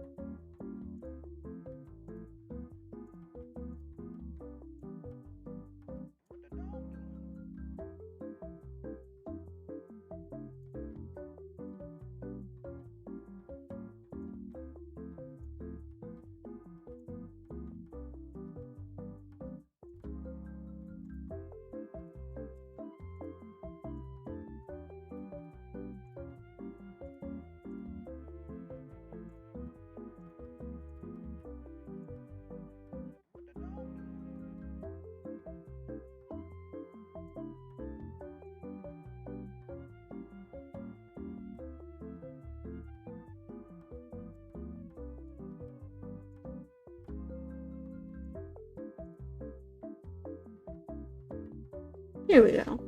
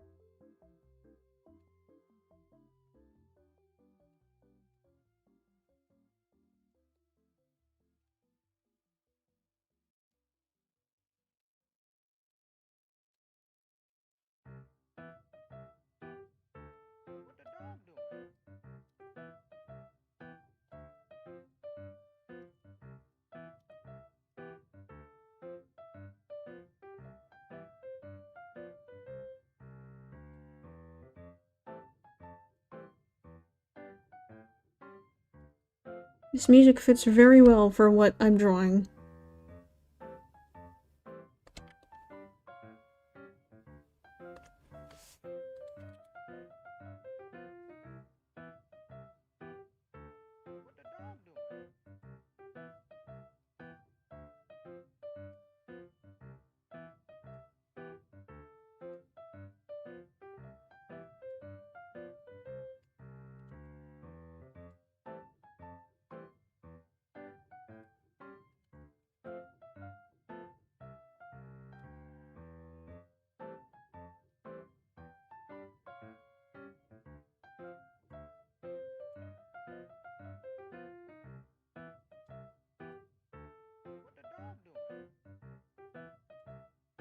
I need a better angle of Jeff's big head.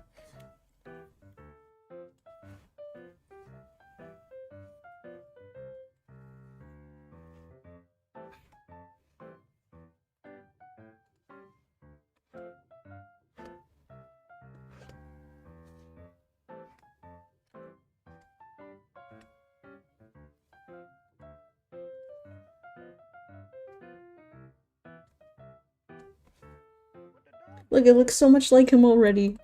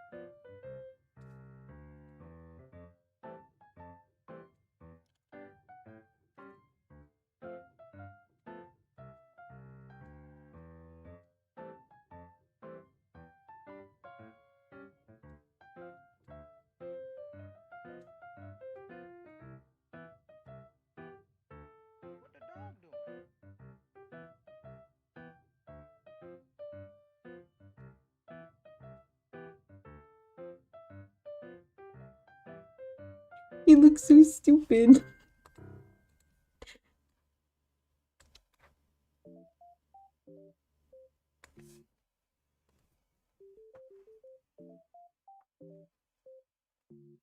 Chat, why does he look dumb?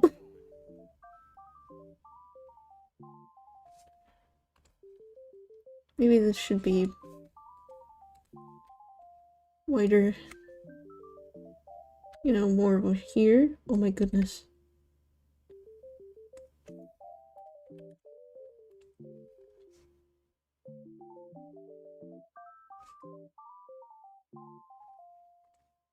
I'll make him smaller.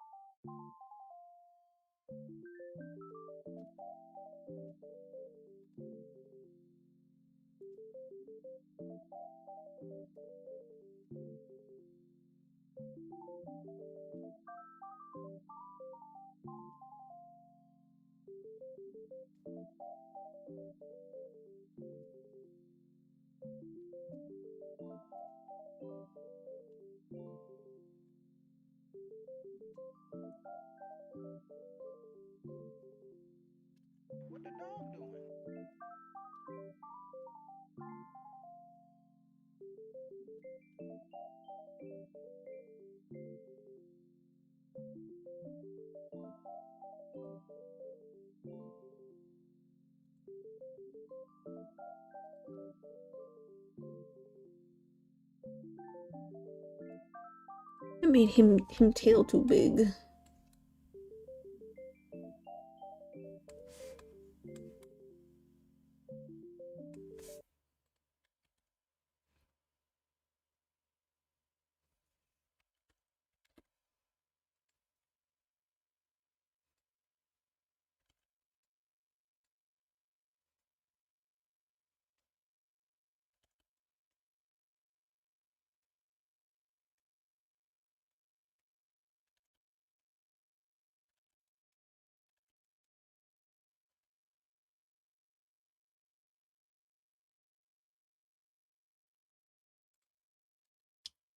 Let me see your tail, big sweet boy.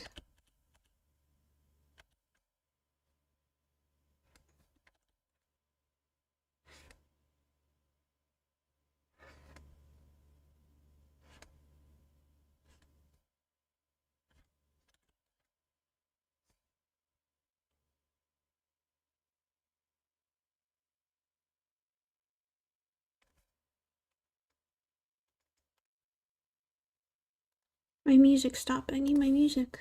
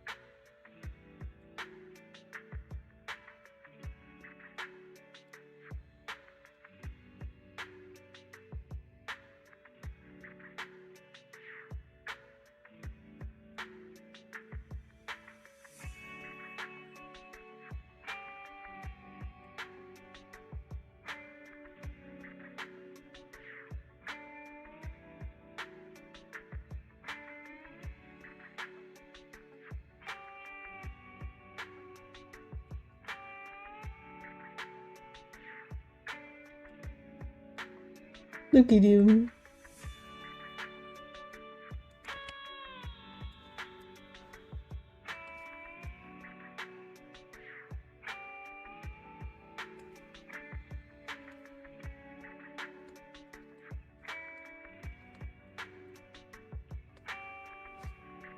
Jeff.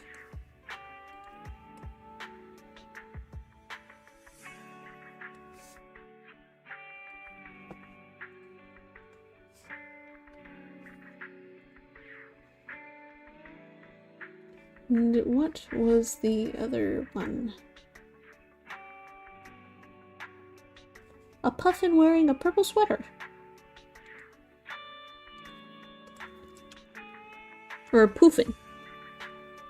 Puffin? Poofin?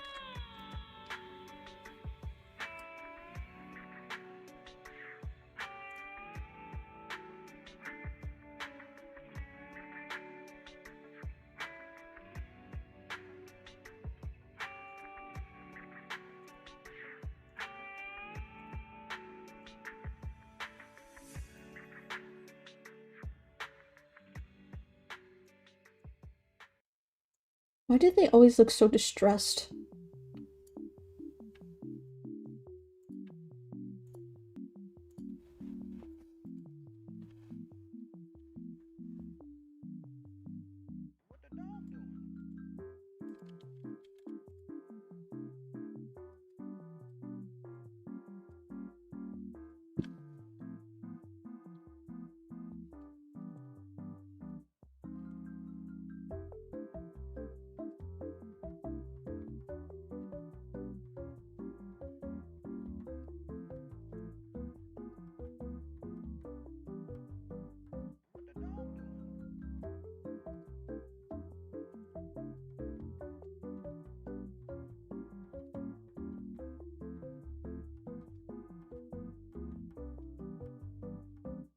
They got flat heads.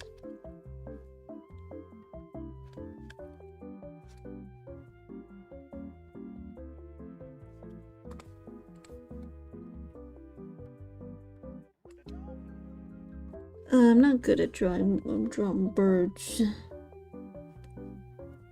I'll try my best.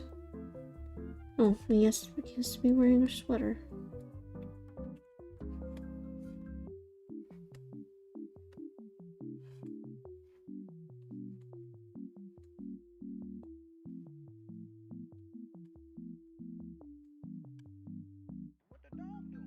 Maybe if I do, like, the outlines, it'll look better.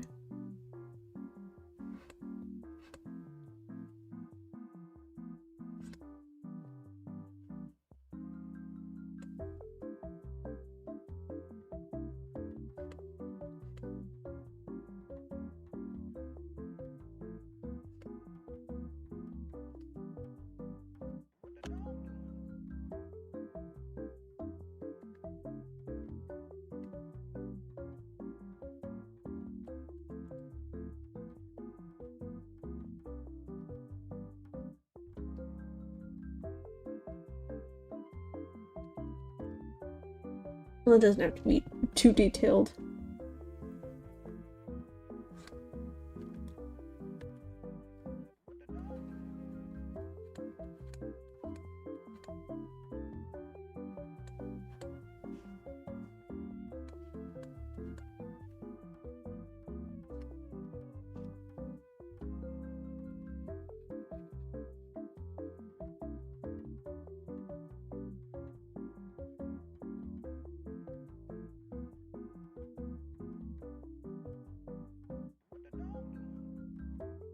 Yeah, now it looks more like a puffin.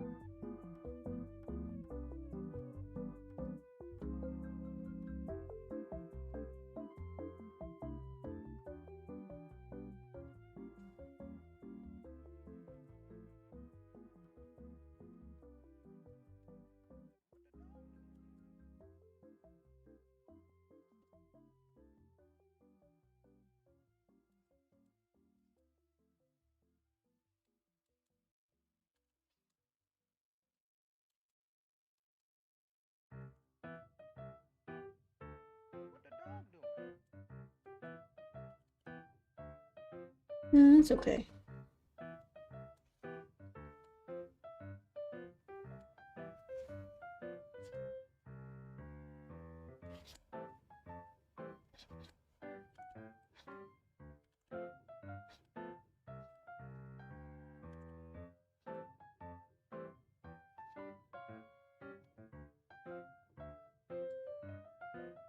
His little baba wings.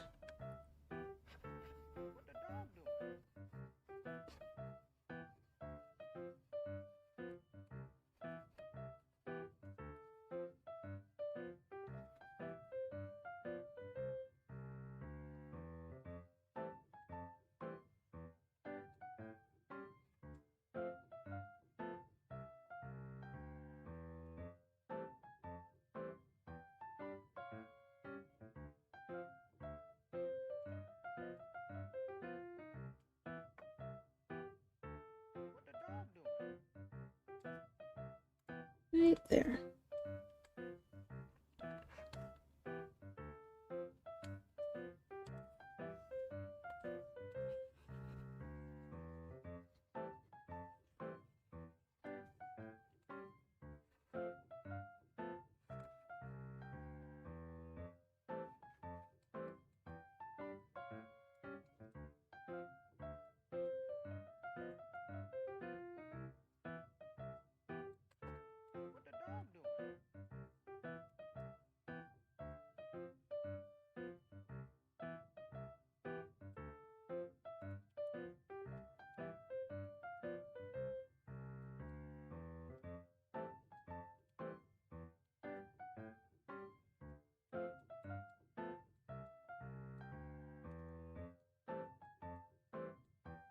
There we go.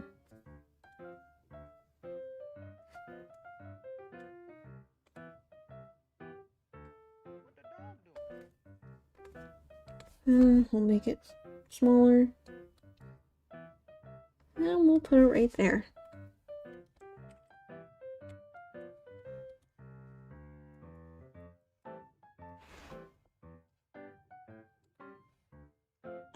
Alright, those are the drawings for now. I think I got all of them.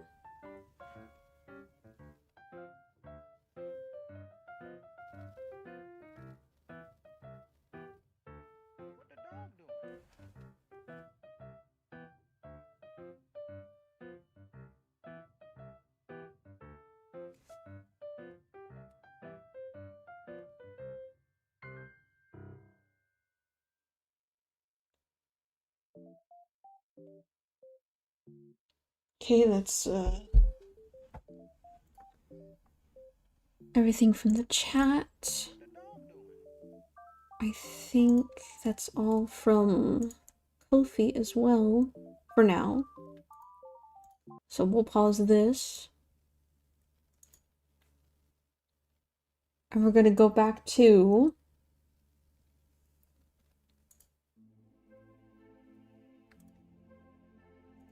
some more Reddit readings.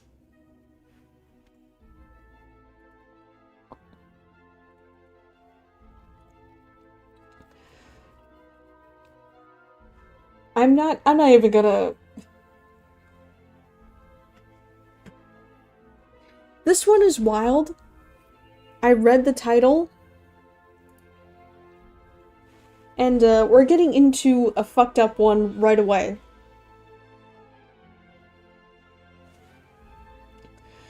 Alright, so this one is by King Recording 3081. And the title is, fellow player tries to romance my character, and after getting refused, attempts to grape them during a long rest. Trigger warning for homophobia and the word that rhymes with grape. If these make you uncomfortable, then this isn't the story for you. These are called horror stories for a reason. Before I get into the actual story, I previously posted the story to D&D Horror Stories, and thought it was interesting enough to post it here. So if anyone for any reason recognizes this, that is why. I'm usually a DM. I've run plenty of campaigns and have ended up as the sort of forever DM amongst my friend group.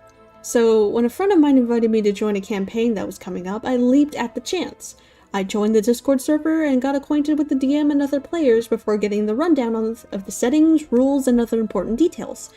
The problem player here, let's call him Frollo. Fitting, I'd say. Frollo was pretty normal when we met, had a short chat when I joined, and seemed chill with the rest of the party. Come game day, I arrive with my fresh character called Allison, a half-elf draconic bloodline sorceress who's heir to a kingdom ruled by a red great worm. And she managed to flee in hopes of starting a new life away from her royal responsibilities. Other party members included half-elf fighter, a half-orc fighter, a tabaxi rogue, a water genasi cleric, and finally, Frollo, the elven ranger. Uh-oh! I'm not even gonna bore you with the first few sessions as nothing really happened. A good chunk of the way through, and after some talk with the DM and player in question, I have Allison slowly start to fall in love with the party cleric, and vice versa. It starts with short moments of flirting until after a few sessions the two properly get together. Cue the bells of Notre Dame. Ruh-oh, Reggie! Frollo's character began flirting with mine. making comments on her body, voice, and how wonderful of a personality she had. Yeah, I'm sure that's what he was attracted to, buddy. I politely turned down each advance while being befuddled as all hell, wondering why he was doing this. I had a talk with the DM about it, expressing how it was making me feel uncomfortable and asking the DM to do something about it. The DM assured me that everything would be handled, and the next session Frollo stopped his behavior. Man, the story should have ended there. It really should end there, but no, it goes on. 4 sessions pass, and Frollo starts up his flirtatious advances again. I continue politely turning him down, which is when he, out of character, comments on how his name sounds so good with my voice. I'm a straight guy, so this was extremely out of pocket and uncomfortable. Oh, no. Ooh. The DM decided to call the session off early and expressed to me that he'd have a serious talk with Frollo. Unfortunately, he has yet to light the fire. 2 more sessions go by, and we decide to go for a long rest. We have some nice RP moments, and after a short cuddle session with the party cleric, I decide to go to sleep. Frollo then asks if he can sneak into my tent. Both the DM and I are immediately taken aback and absolutely dumbfounded by what we're hearing from this guy. Before the DM even has time to respond, Frollo rolls a dice and gets a natural 19. The DM briefly describes how Frollo manages to slip into the tent, but wakes Allison up before he can do anything. Allison promptly screams at Frollo to get the fuck out of her tent, which is when Frollo tries to lunge at me in order to rip my shirt off, saying how my relationship with the cleric was heinous. It's a same-sex relationship, and that I should be with a man like him. I've had enough at this point, and ask the DM if I can cast 2 fireballs, once using a sorcery point to use quicken spell. Frollo's confident demeanor immediately drops as his eyes go wide and his jaw drops, and the DM allows it. Frollo fails his 2 saving throws and is accordingly hit with an atomic bomb as 2 fireballs explode in his face. I survive on 10 HP due to my fire resistance, and Frollo's character is completely charred as he fails his death saves. Let's fucking go! He's dead! A long moment of silence follows, as everyone is just looking at each other wondering what the fuck just happened. When Frollo erupts into a full tantrum, screaming that he was going to give my character something worthwhile and that I should have accepted his advances because he knew how a real relationship worked. I, the DM, and the party cleric all bit back, which is when he actively began to sob before leaving the call, and the server entirely. The rest of the session was spent discussing and raving about what just happened.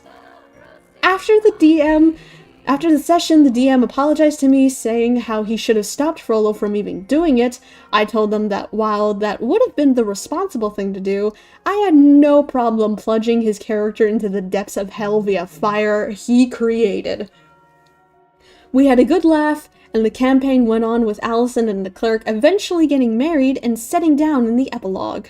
TLDR player continuously tries to flirt with my character even after she entered a relationship, flirted with me while knowing I'm a straight guy, and tried to assault my character during a long rest before getting nuked by 2 fireballs and rage quitting with a toddler tantrum.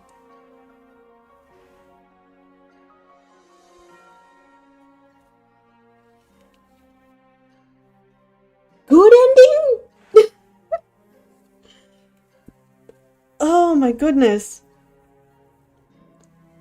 It's amazing how a lot of D&D players just assume that D&D is their outlet to roleplay their power fantasies and whatever sick fantasies that they have in their heads.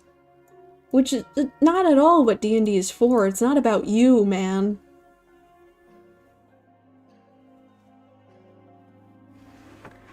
Oh my goodness. Hold on. That was wild. My brain just thought of Frollo from The Hunchback. Yeah, that's kind of why they named him that. They named him that for a reason. Bro burned in his own hellfire. I'm gonna have a bit of a snack, because I'm very hungry.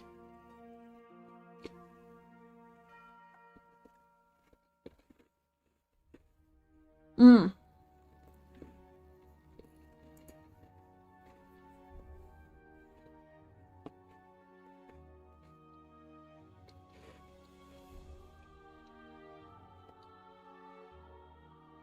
If you guys hear crunching, that's me snacking.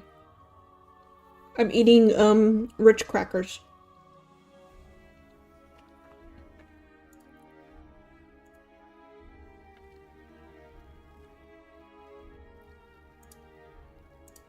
Actually, while I snack, let's watch some funny stuff.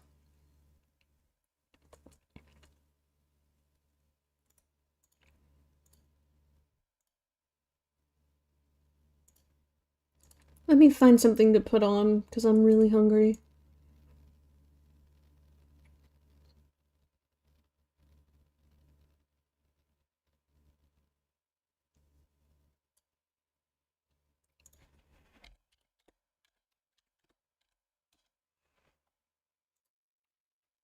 You guys wanna watch some funny cats?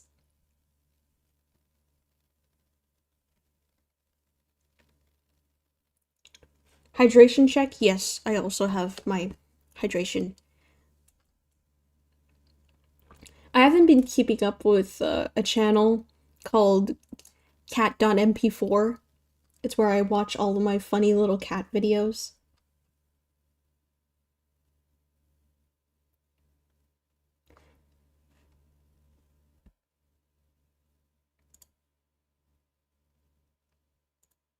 Here, this channel.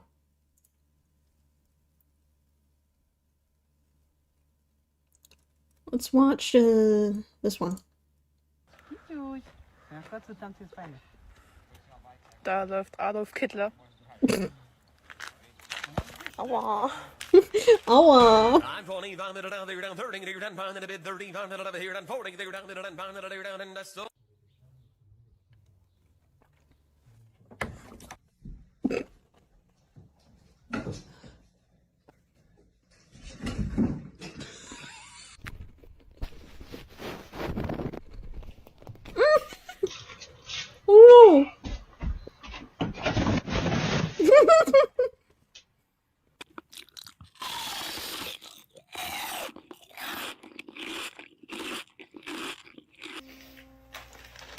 Oh no. So delicious.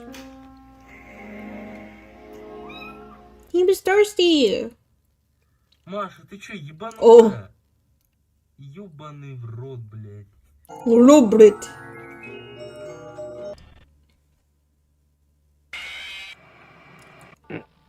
Hi, Ashley. Hi, Why Tara. do we all have to wear these ridiculous ties? Я абсолютно одна дома. Этот человек стоит неподвижно уже час. I'm snacking right now. I'm really hungry, so I'm taking a break. Watching cats.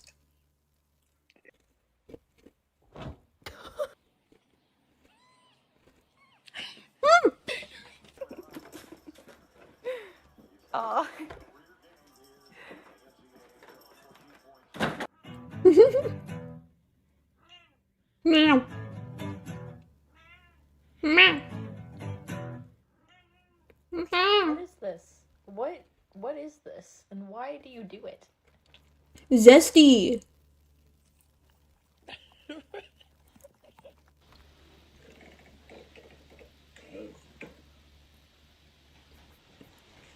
Bro, he's shitting. Close the door.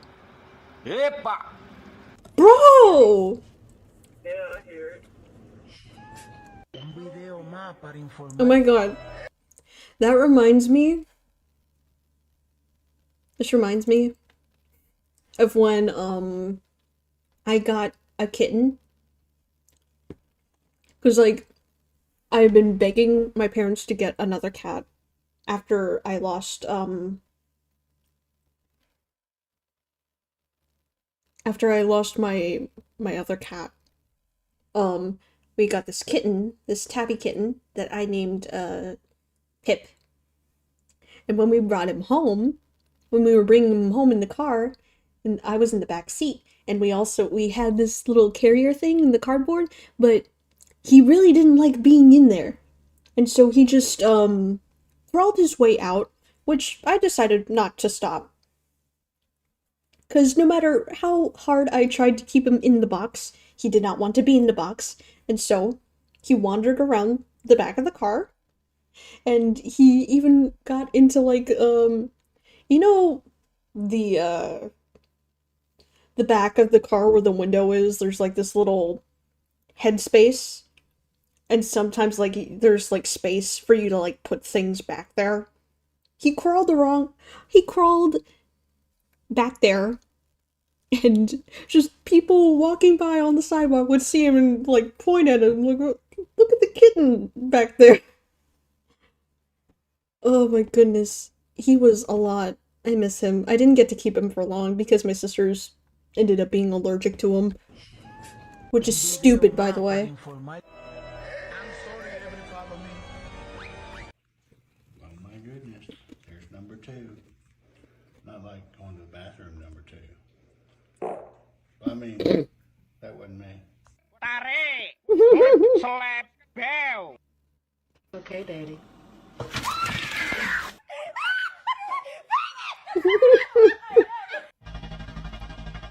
Free him!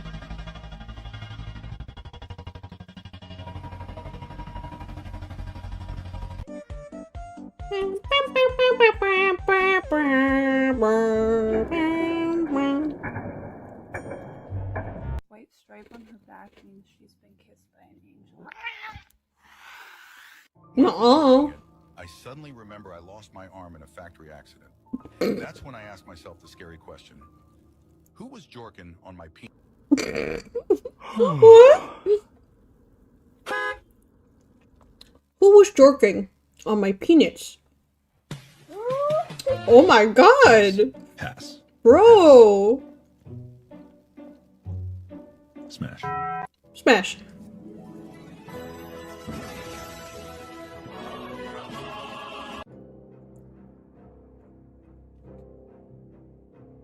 Get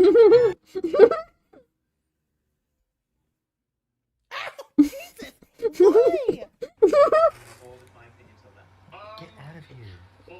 Bro, not the breasticle. Die, Walnut.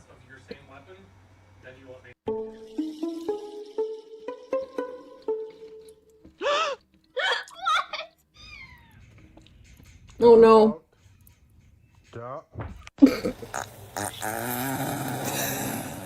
Ugh.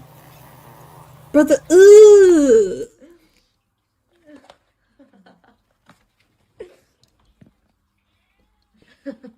Was born next to a nuclear power plant, has an IQ of 2, and got hit in the head with several rocks as a child. Escaping. I know. If you're mean to me, just remember that this is who you're being mean to, chat. Man, shut your... Oh my god! Car crash!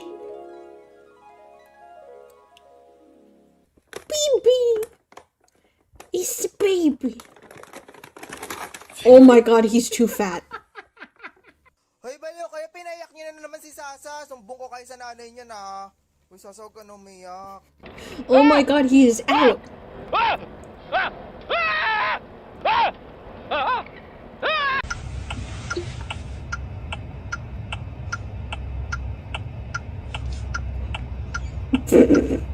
Entertaining us in the studio for about 15 Oh, uh-oh! Safada. You be. Your cat just stuck his head inside of that picture and pushed all of that off the table. Like that! What the fuck? Typical orange cat behavior. Oh.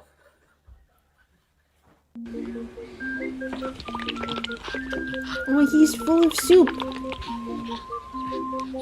There I was, basically, send this to someone you want to touch. Huh? or if you like tacos. Oh, okay. Boy, I hope this is Evil Burger, I say. Evil I Burger. stood there in shock as my burger started busting a move. Chad, what are those videos? What are those TikToks called? Like, I keep hearing them, and I keep like hearing them in shorts and whatnot. But I want to know what they're called. I love those TikToks. There's like, oh, I hope this is good, good kid, good cat. I love petting good cat. Then I stare in shock as it says, no, I am evil cat. I love those text-to-speech TikToks. It was Funky Burger. It was Funky Burger.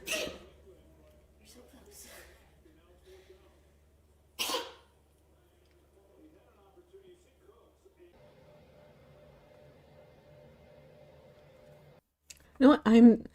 Since I am curious.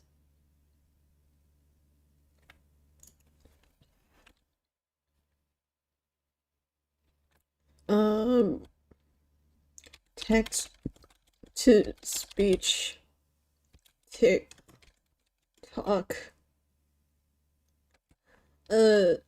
Store? Stories? That text to speech. What are they called?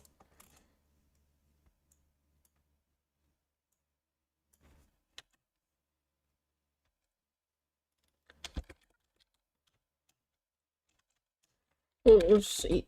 Let's try Evil Burger. Get this yacht out of my screen. Oh, it's all brain rot. It's all brain rot. I can't find what I'm looking for.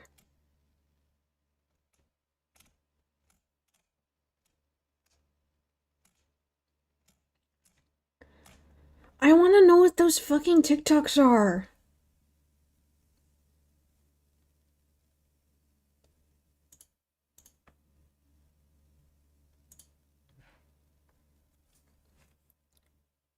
It was Funky Burger.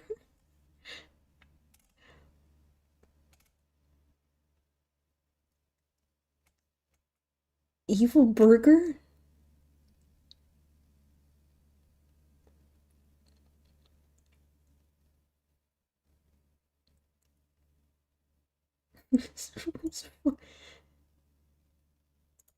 Evil Burger. Hold on.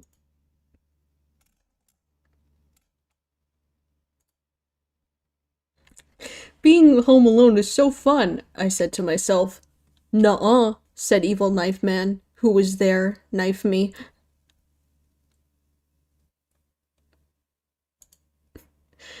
Fucking, Evil Burger. What's worse than burger and fries, you ask? Evil Burger, with a side of horror fries. Oh no. What types? There are more. I know there are more.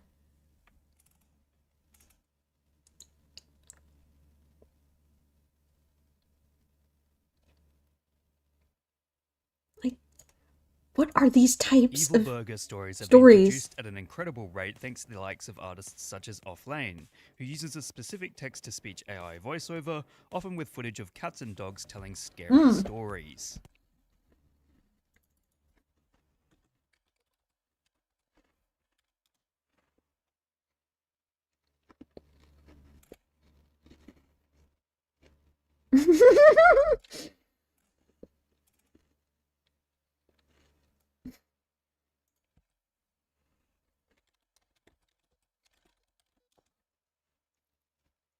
Oh no, wait.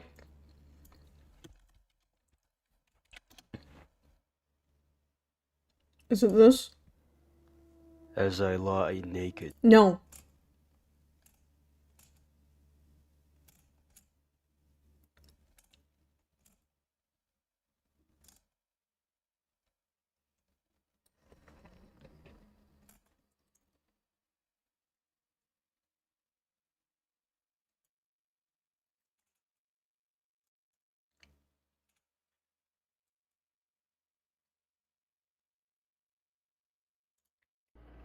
Wow. No.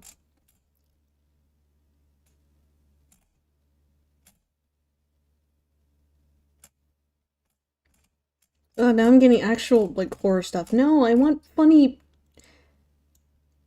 2-sentence horror TikTok.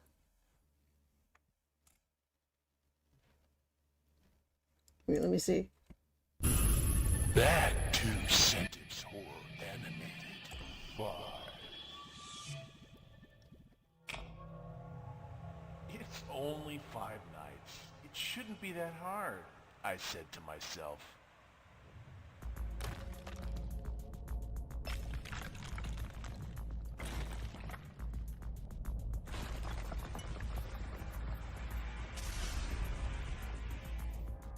That was when I realized Freddy Fazbear was in the room. Freddy Fazbear?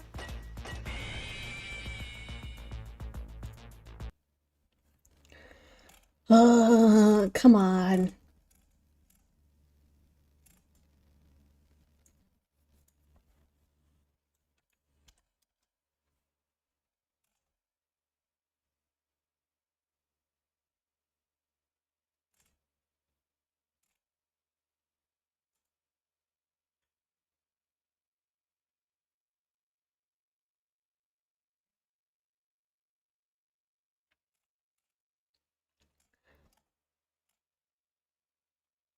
Man, whatever. I'm done. It don't matter.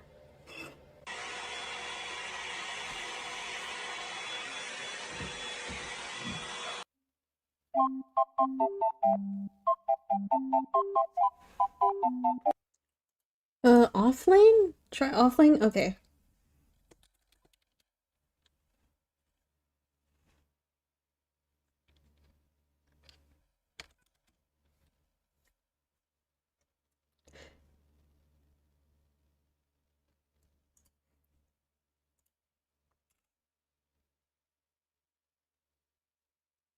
Oh. Try not to get scared.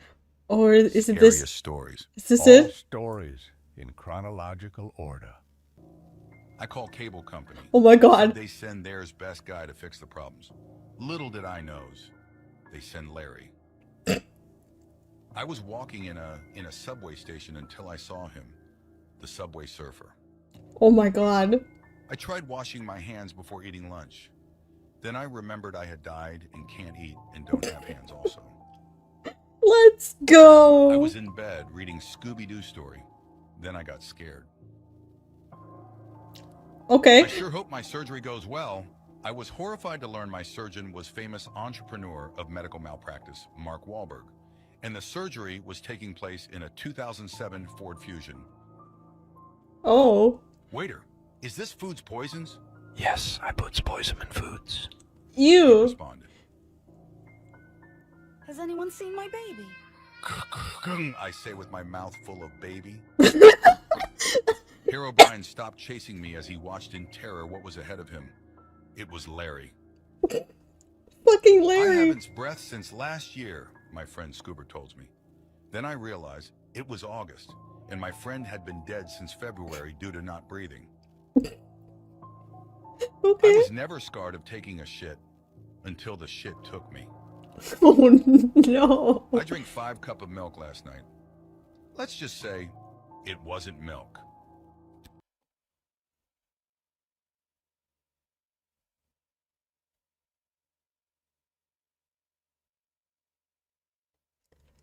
I'll let that sink in.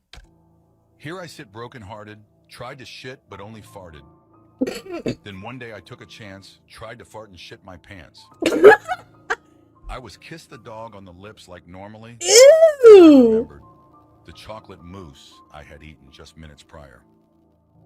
I wasn't scared of anything. That was until I met the scary man. The scary man wasn't scared of anything. That was until he met Larry. Fucking When Larry. life gave me lemons, I murdered my whole family. Oh. I never liked looking in the mirror because whatever looked back at me was the evil version was me of. I was excited to be munching on some dried mangoes. My excitements turned to horror when I realized I was actually munching on a big black man's ass.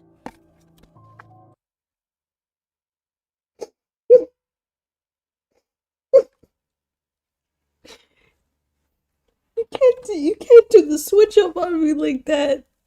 You can't just say that. You can't just fucking say that to me. I'm a father, a husband, a son, and a friend. What? But none of this mattered to the evil knife guy who was looking at me with eyes full of murderiness. There are 206 bones in my girlfriend. Now 207, now 206, now 207, now 206, 205, Okay. Huh? 204, 203, 202. I shit it in my pants. But so did the meatworm. Huh? I was making video to criticize a YouTuber, and after I finished the video, I posted on YouTube. Then he doxed me and threatened me with killing. Oh! Don't open my monkey closet, I say to Larry. Then he did and got eaten to death, and he died, and there was blood from Larry. Oh no, poor There was Larry. a man named Mr. Teeth. We still don't know much about him. Oh. Are we there yet? I don't like I asked the Mr. taxi Teeth. driver. No, not yet. Be patient, please, said the taxi driver. Littles did I knows when I accidentally brought home a haunted doll, she would actually be quite nice. Little did I know she did my taxes improperly, and now the IRS is after me. Aww. I took her to my penthouse. Then I freaked it.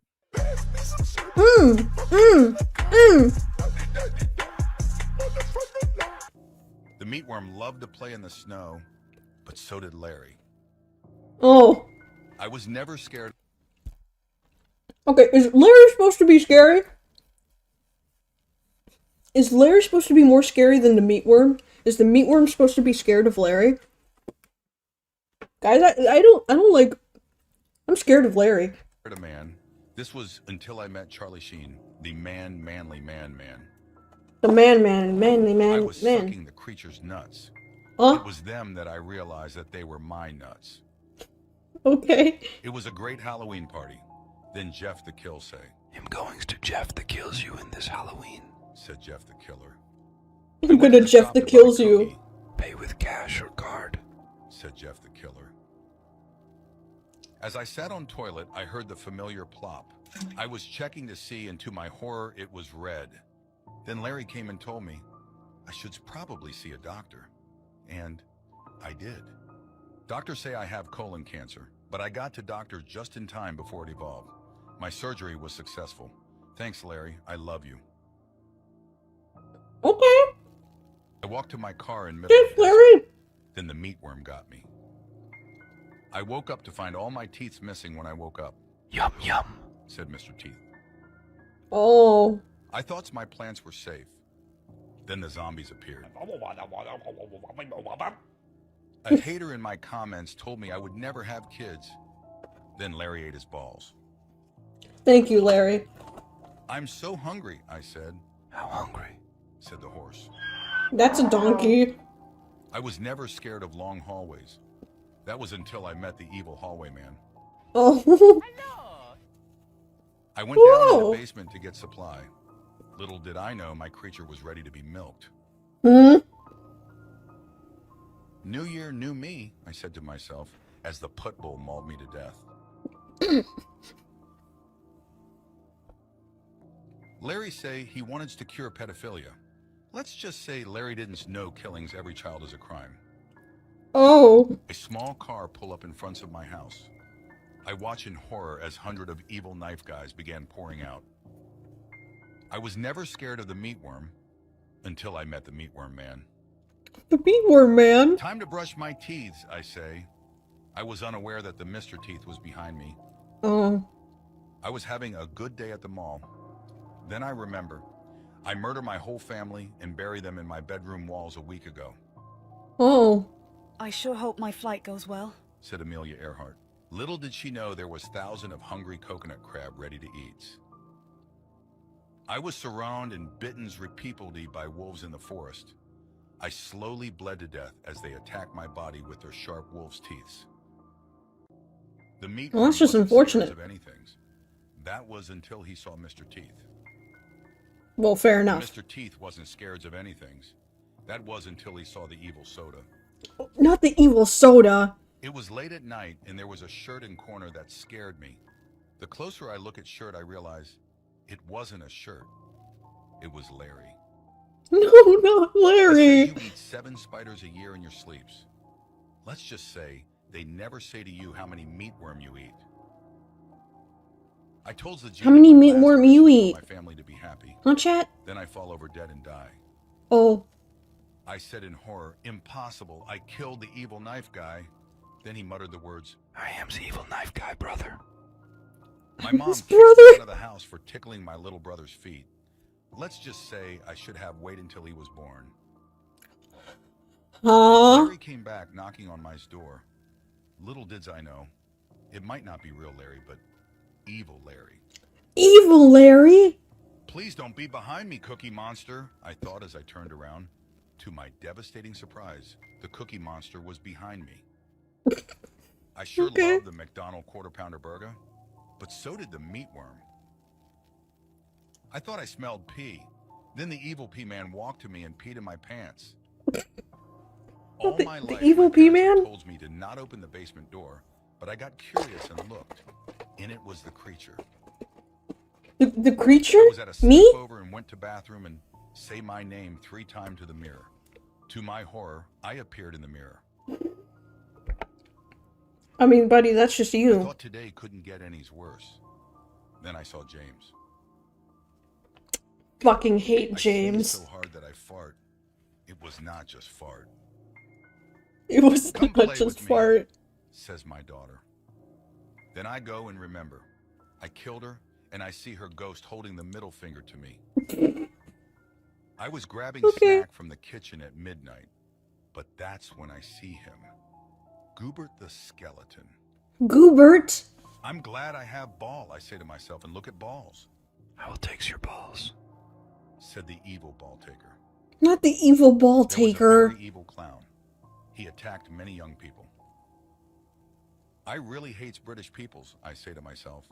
That's when I realize and look from bus window, we were head to British people's factory maker.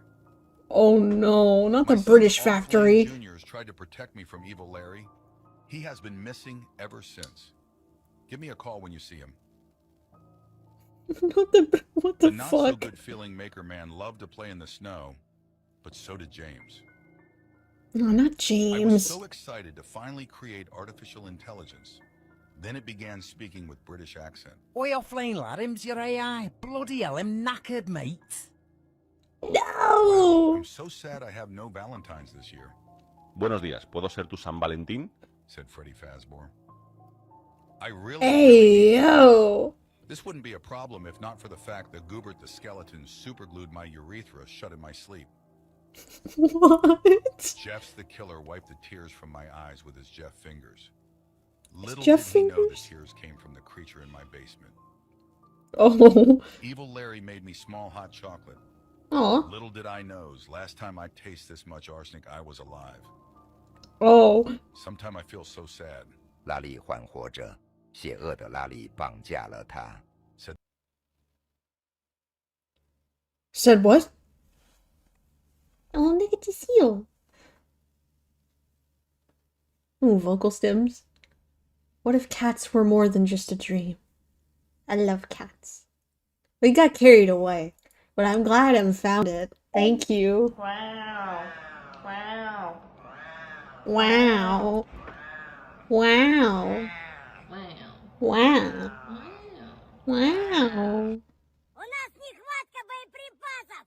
70%!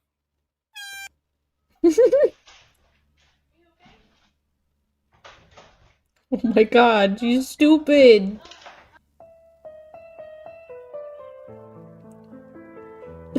Oh no. Сладенький такой. Такой сладенький. Oh.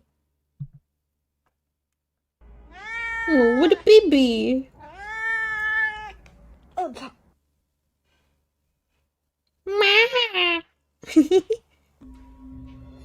私の名はキラヨシカゲ。年齢33歳。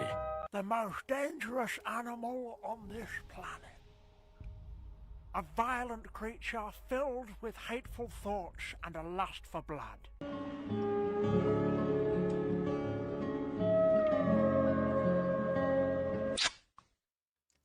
Hey! Bro squirted out the window!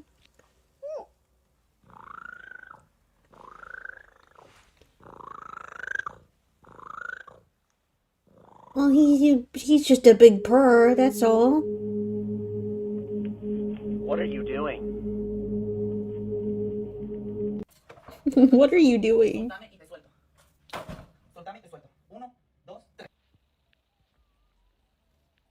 Why does it get mad when I don't let it eat my hair? It turned my cat into a slug.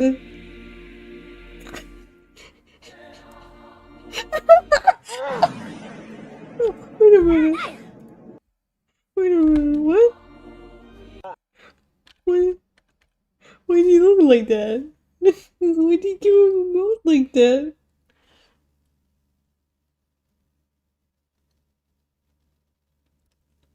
Goddamn!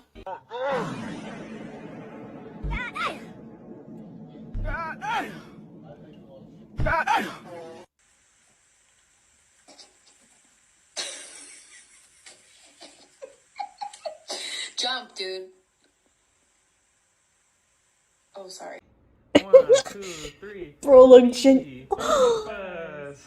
It's a Papa's party. P for Papa's. Why?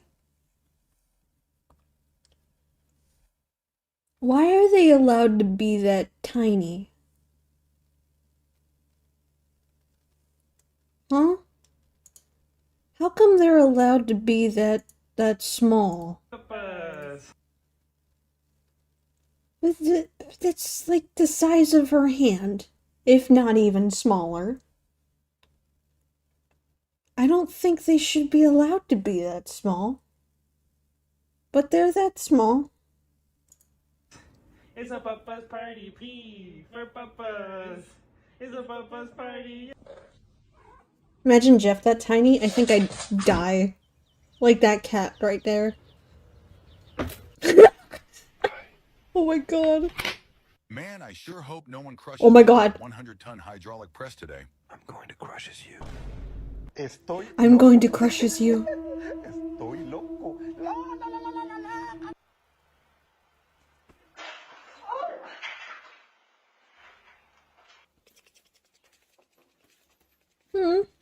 Kitty.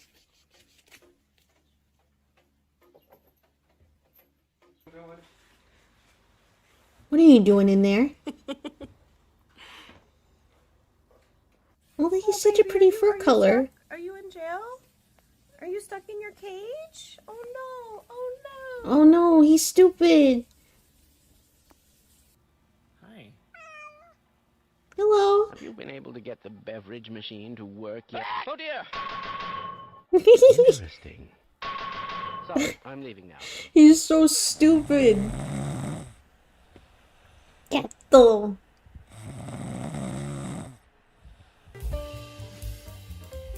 Oh, he's munching. He's crunching. Speaking of, Jeff needs pets. You're right. He hasn't been pat in a while. That's the wrong thing.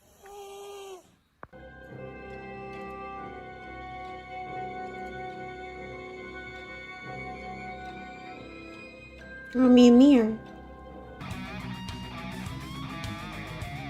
Water cars.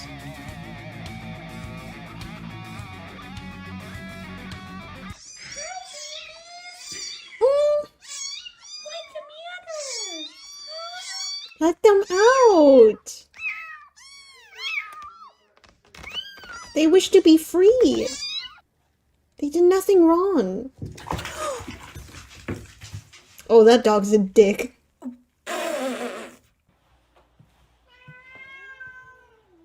Oh, you don't live here, sir. You don't live here! I know this is your house. This is not your house, sir. Go with my... Oh, Jesus! What are y'all doing? Y'all live together.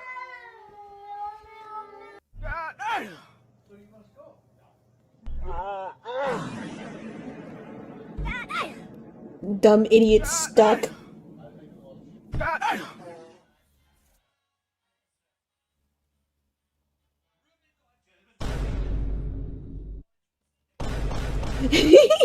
Kermit, there's a guy outside and he wants to fight me, and the cat is with him and he wants to fight you.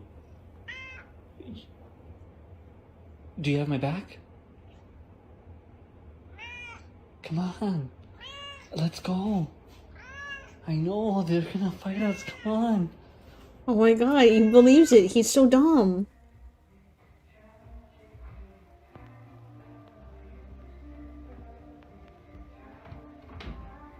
Oh, you fat ass. You fat fucking cat.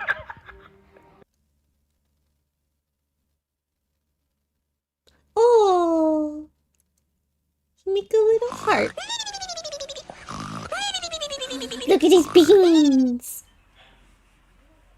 Oye. Oh, he's so cozy.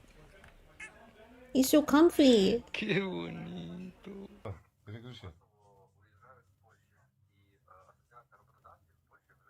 No, he don't like that one.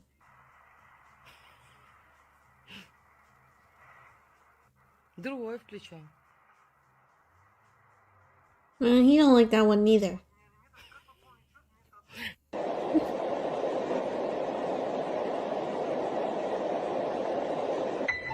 Hola, Oh. pendejos de mierda, soy el anticristo 2000. Oh, he's smiling. Que los hará enviar. Big smile. Oh boy, I've been waiting for this. What's up?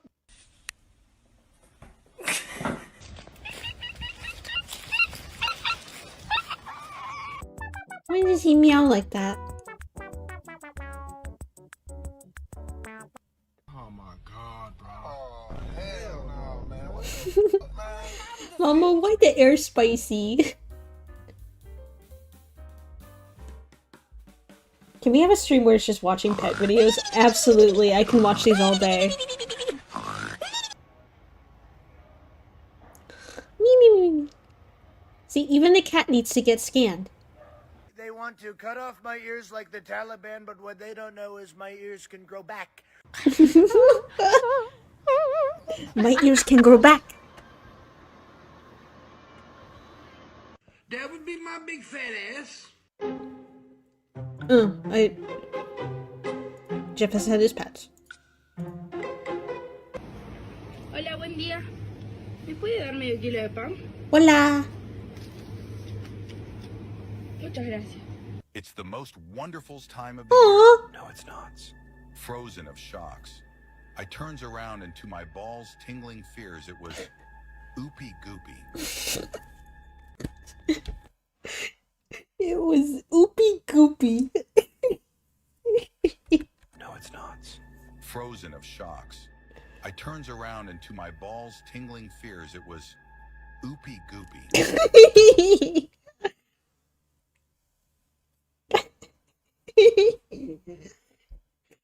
Oopy goopy. I don't know why that tickles me so. I don't know why that makes me happy. It's funny.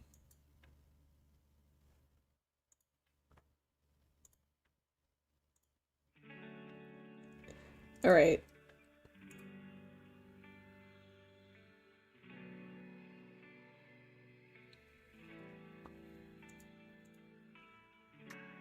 Not oopy goopy.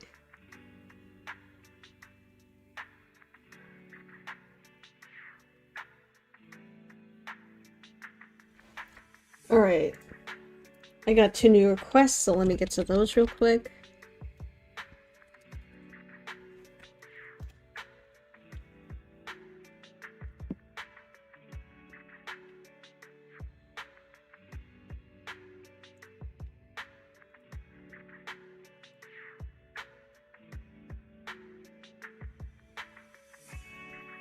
That won't accomplish anything if I copy that.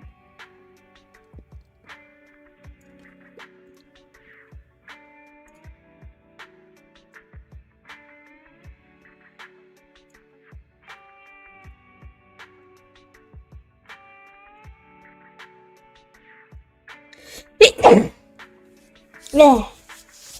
I sneezed.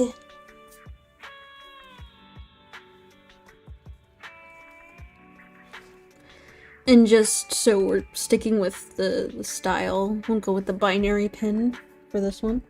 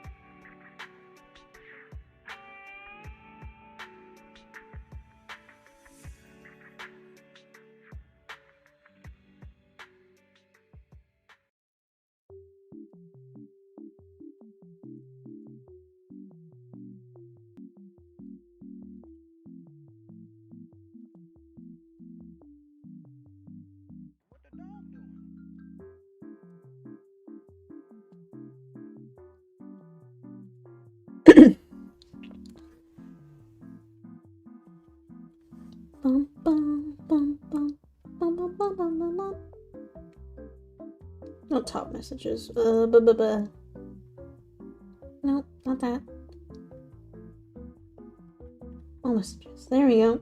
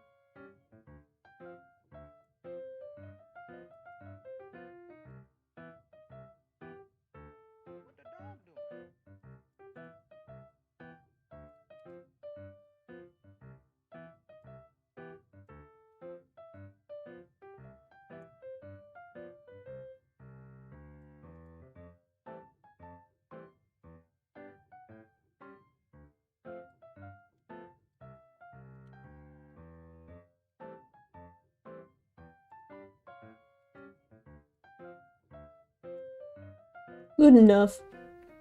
I don't know, lightsabers are weird.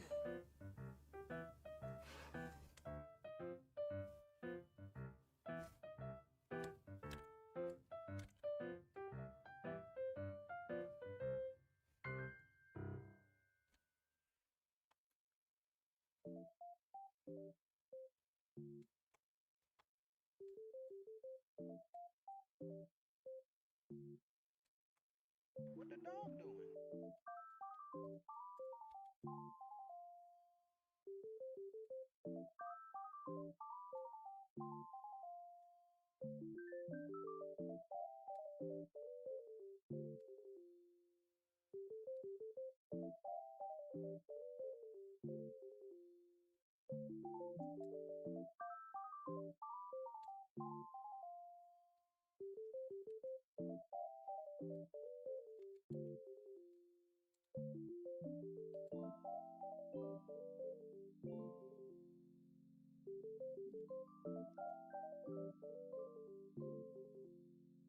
What the dog doing?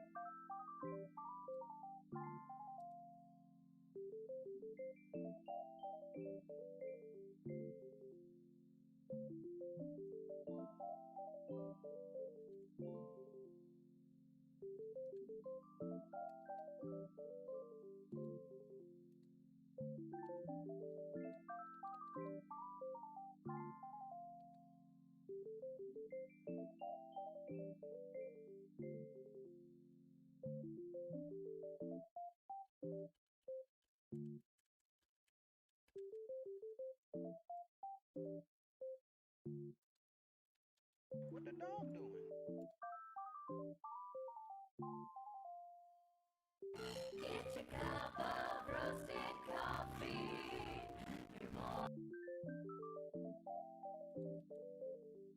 There we go.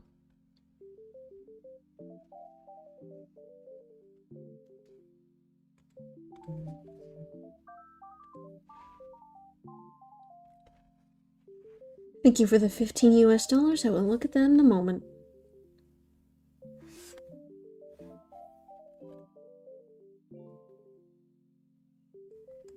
Oh, you have to be kidding me.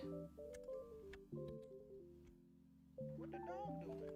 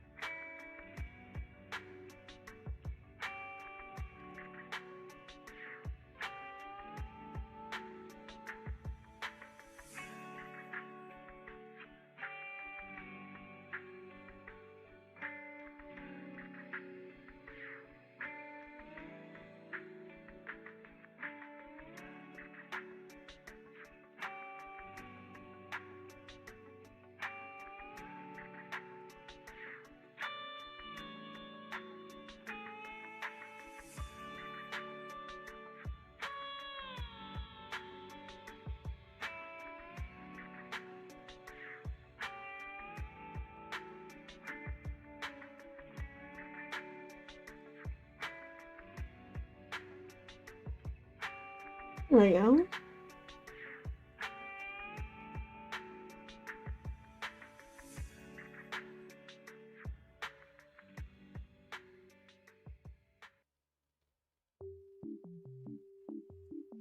Go.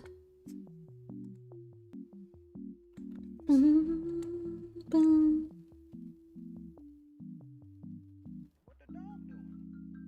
Mad Mew Mew. Up next.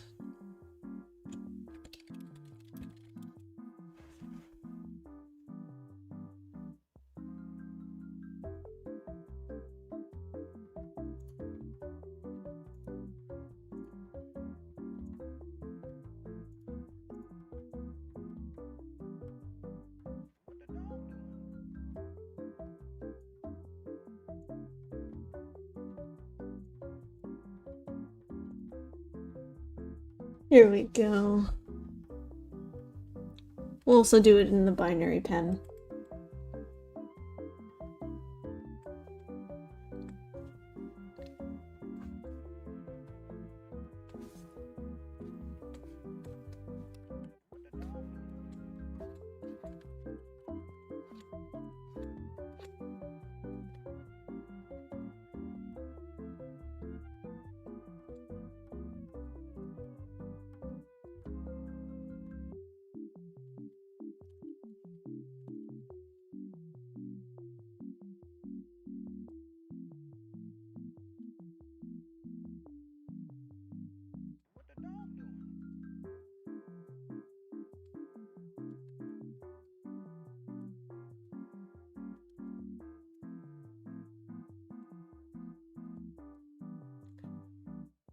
Do it because it was accidentally on the wrong layer.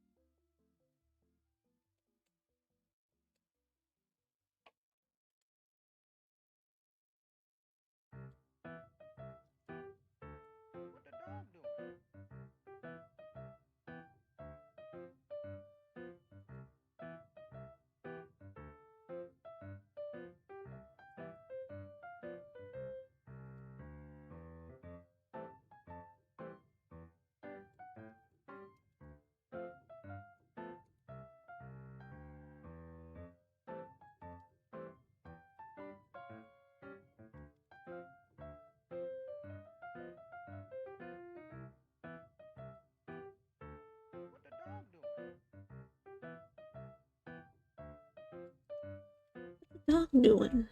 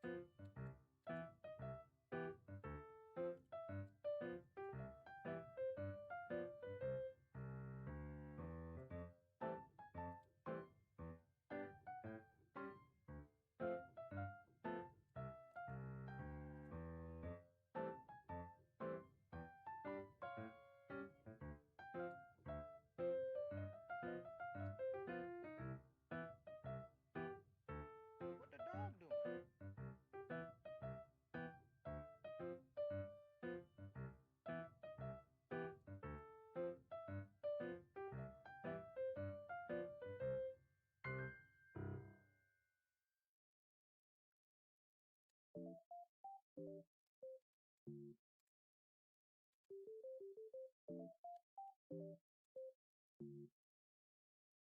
the dog doing?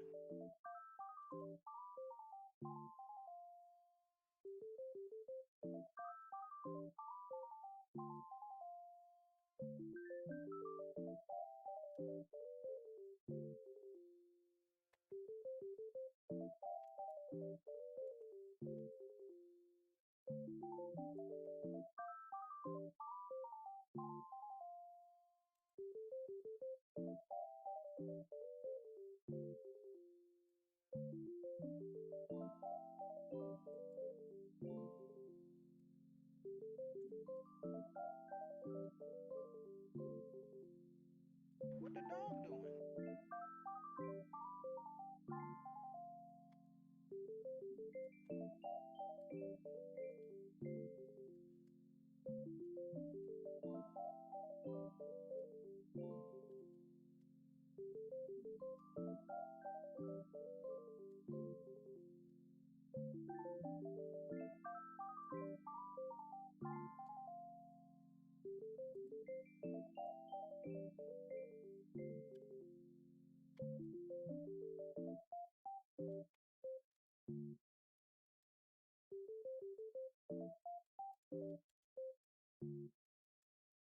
What the dog doing?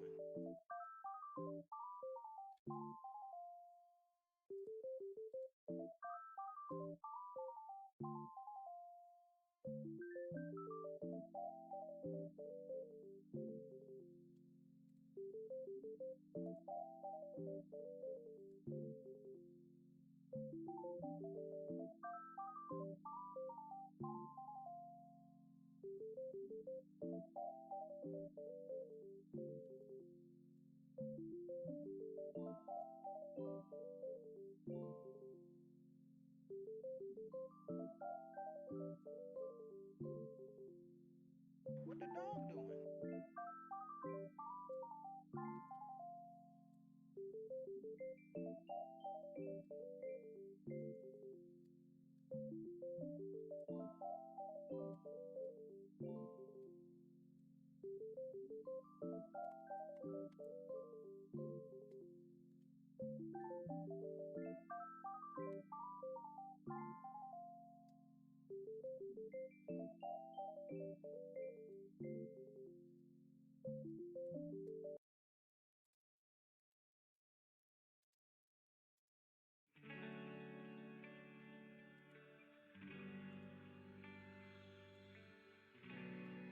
Going a bit crazy for this one, but I don't care.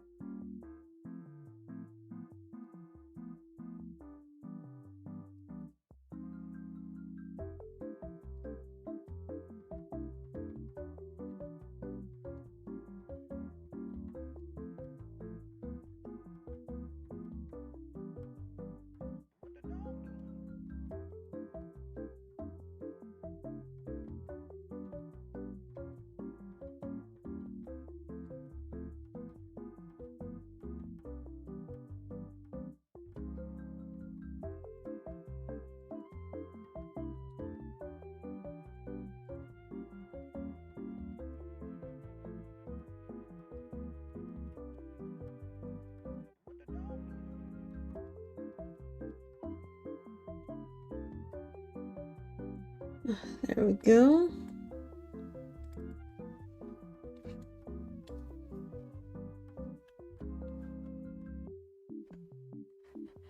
M.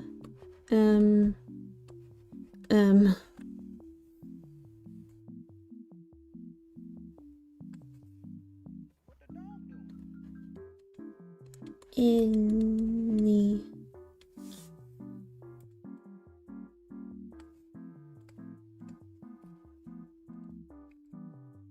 And since I want to draw Jeff again, I'm going to draw Jeff.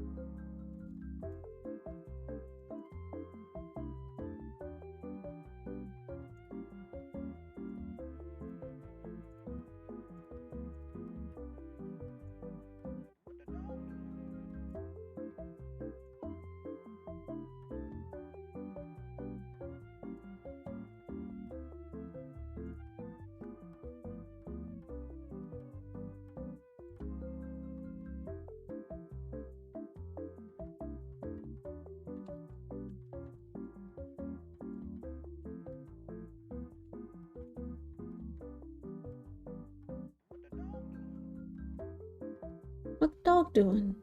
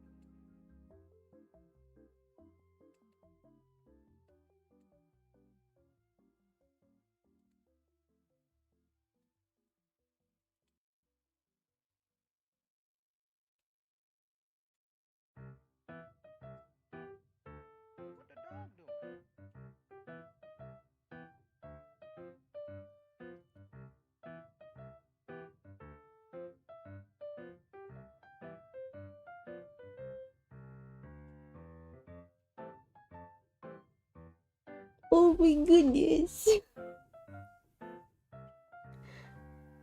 Look at him, he's so cute.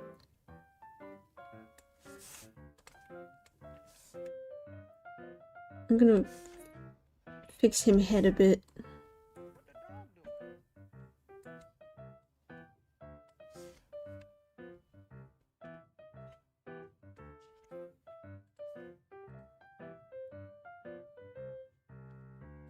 This eye more over here.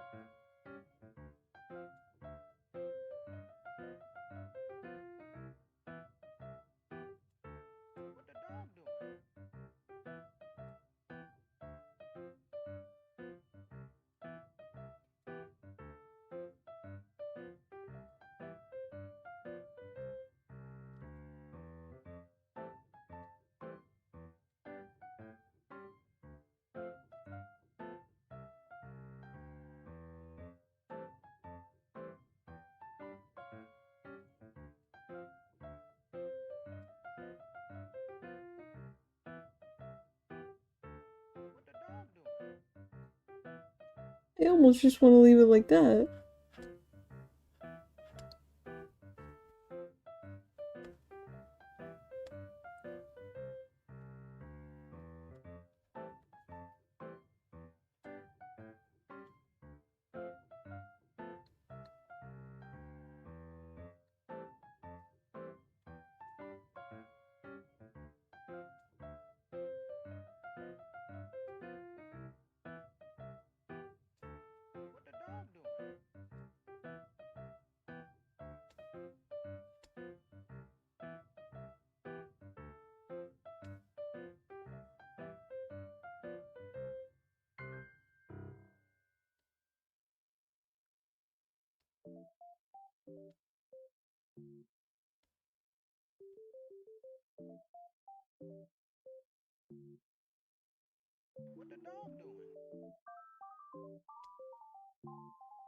Get your cup of roasted coffee.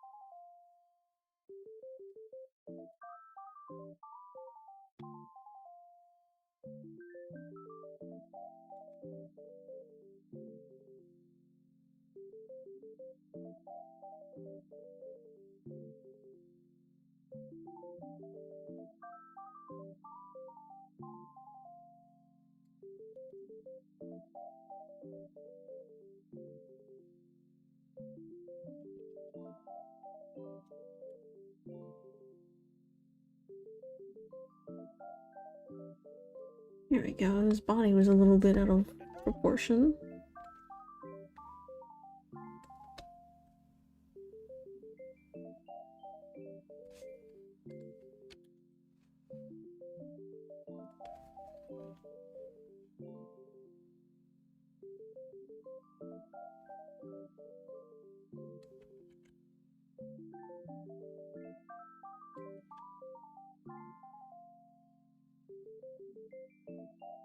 I love his little back stripes.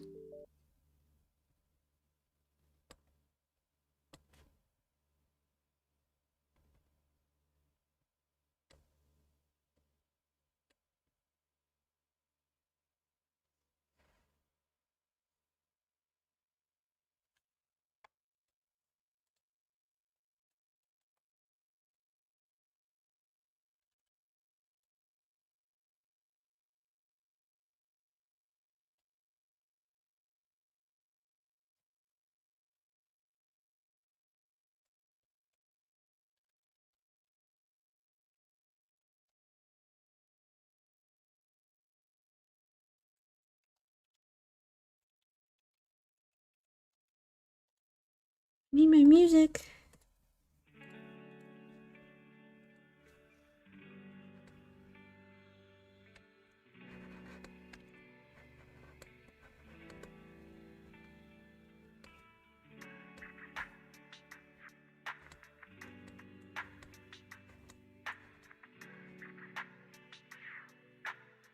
I love you, Jeff. Yeah, make him nice and big.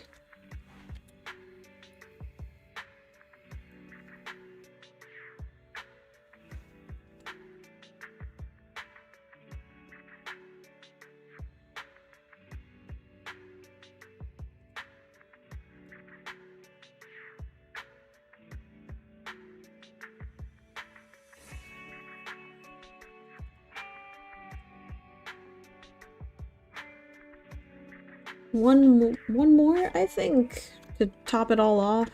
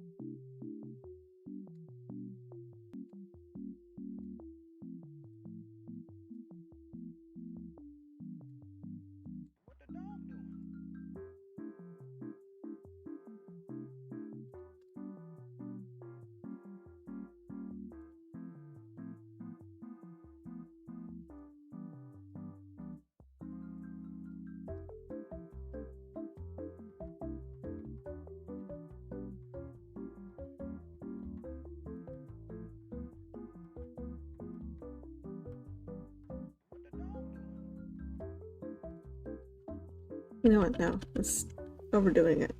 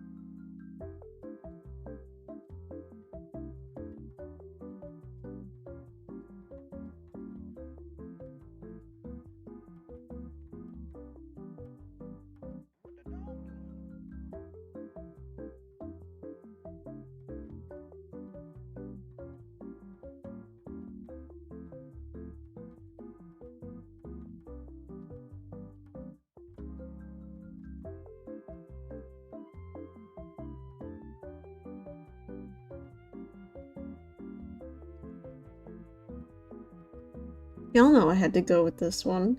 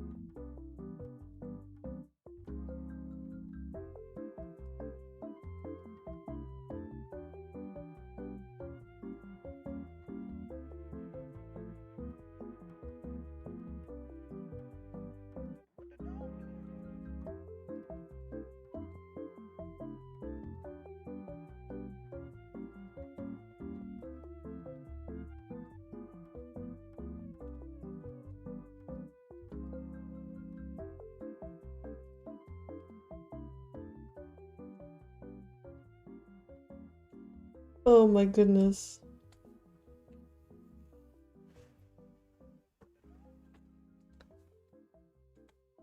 It had to be that one.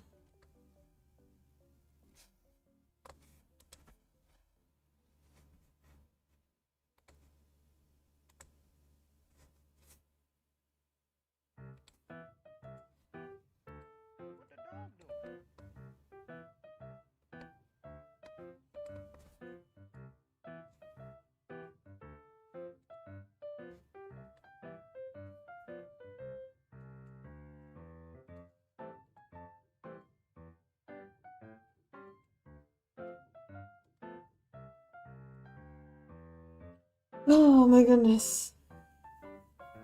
I was gonna cap it off with, maybe one more, like, TTRPG horror story. But I've been going for 3 hours and I'm kinda pooped.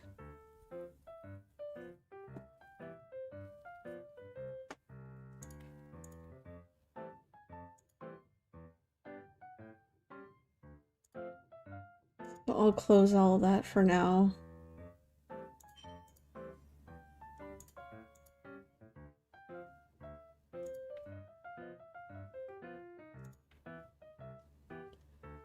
Uh...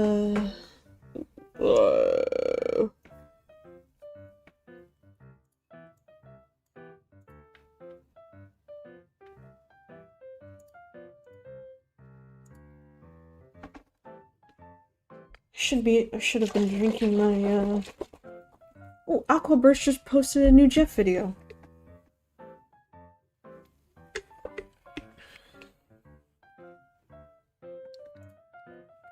But anyway, that's gonna be it for me for today. Thank you all for coming by. Thank you all for donating, those who stuck around and hear me talk about literal nonsense, but thank you. Thank you for coming by. I'll see you maybe on Tuesday. Oy. And if I do, then I do. But thank you all for coming by. I will see you next time. I now leave you with, this. So, goodbye.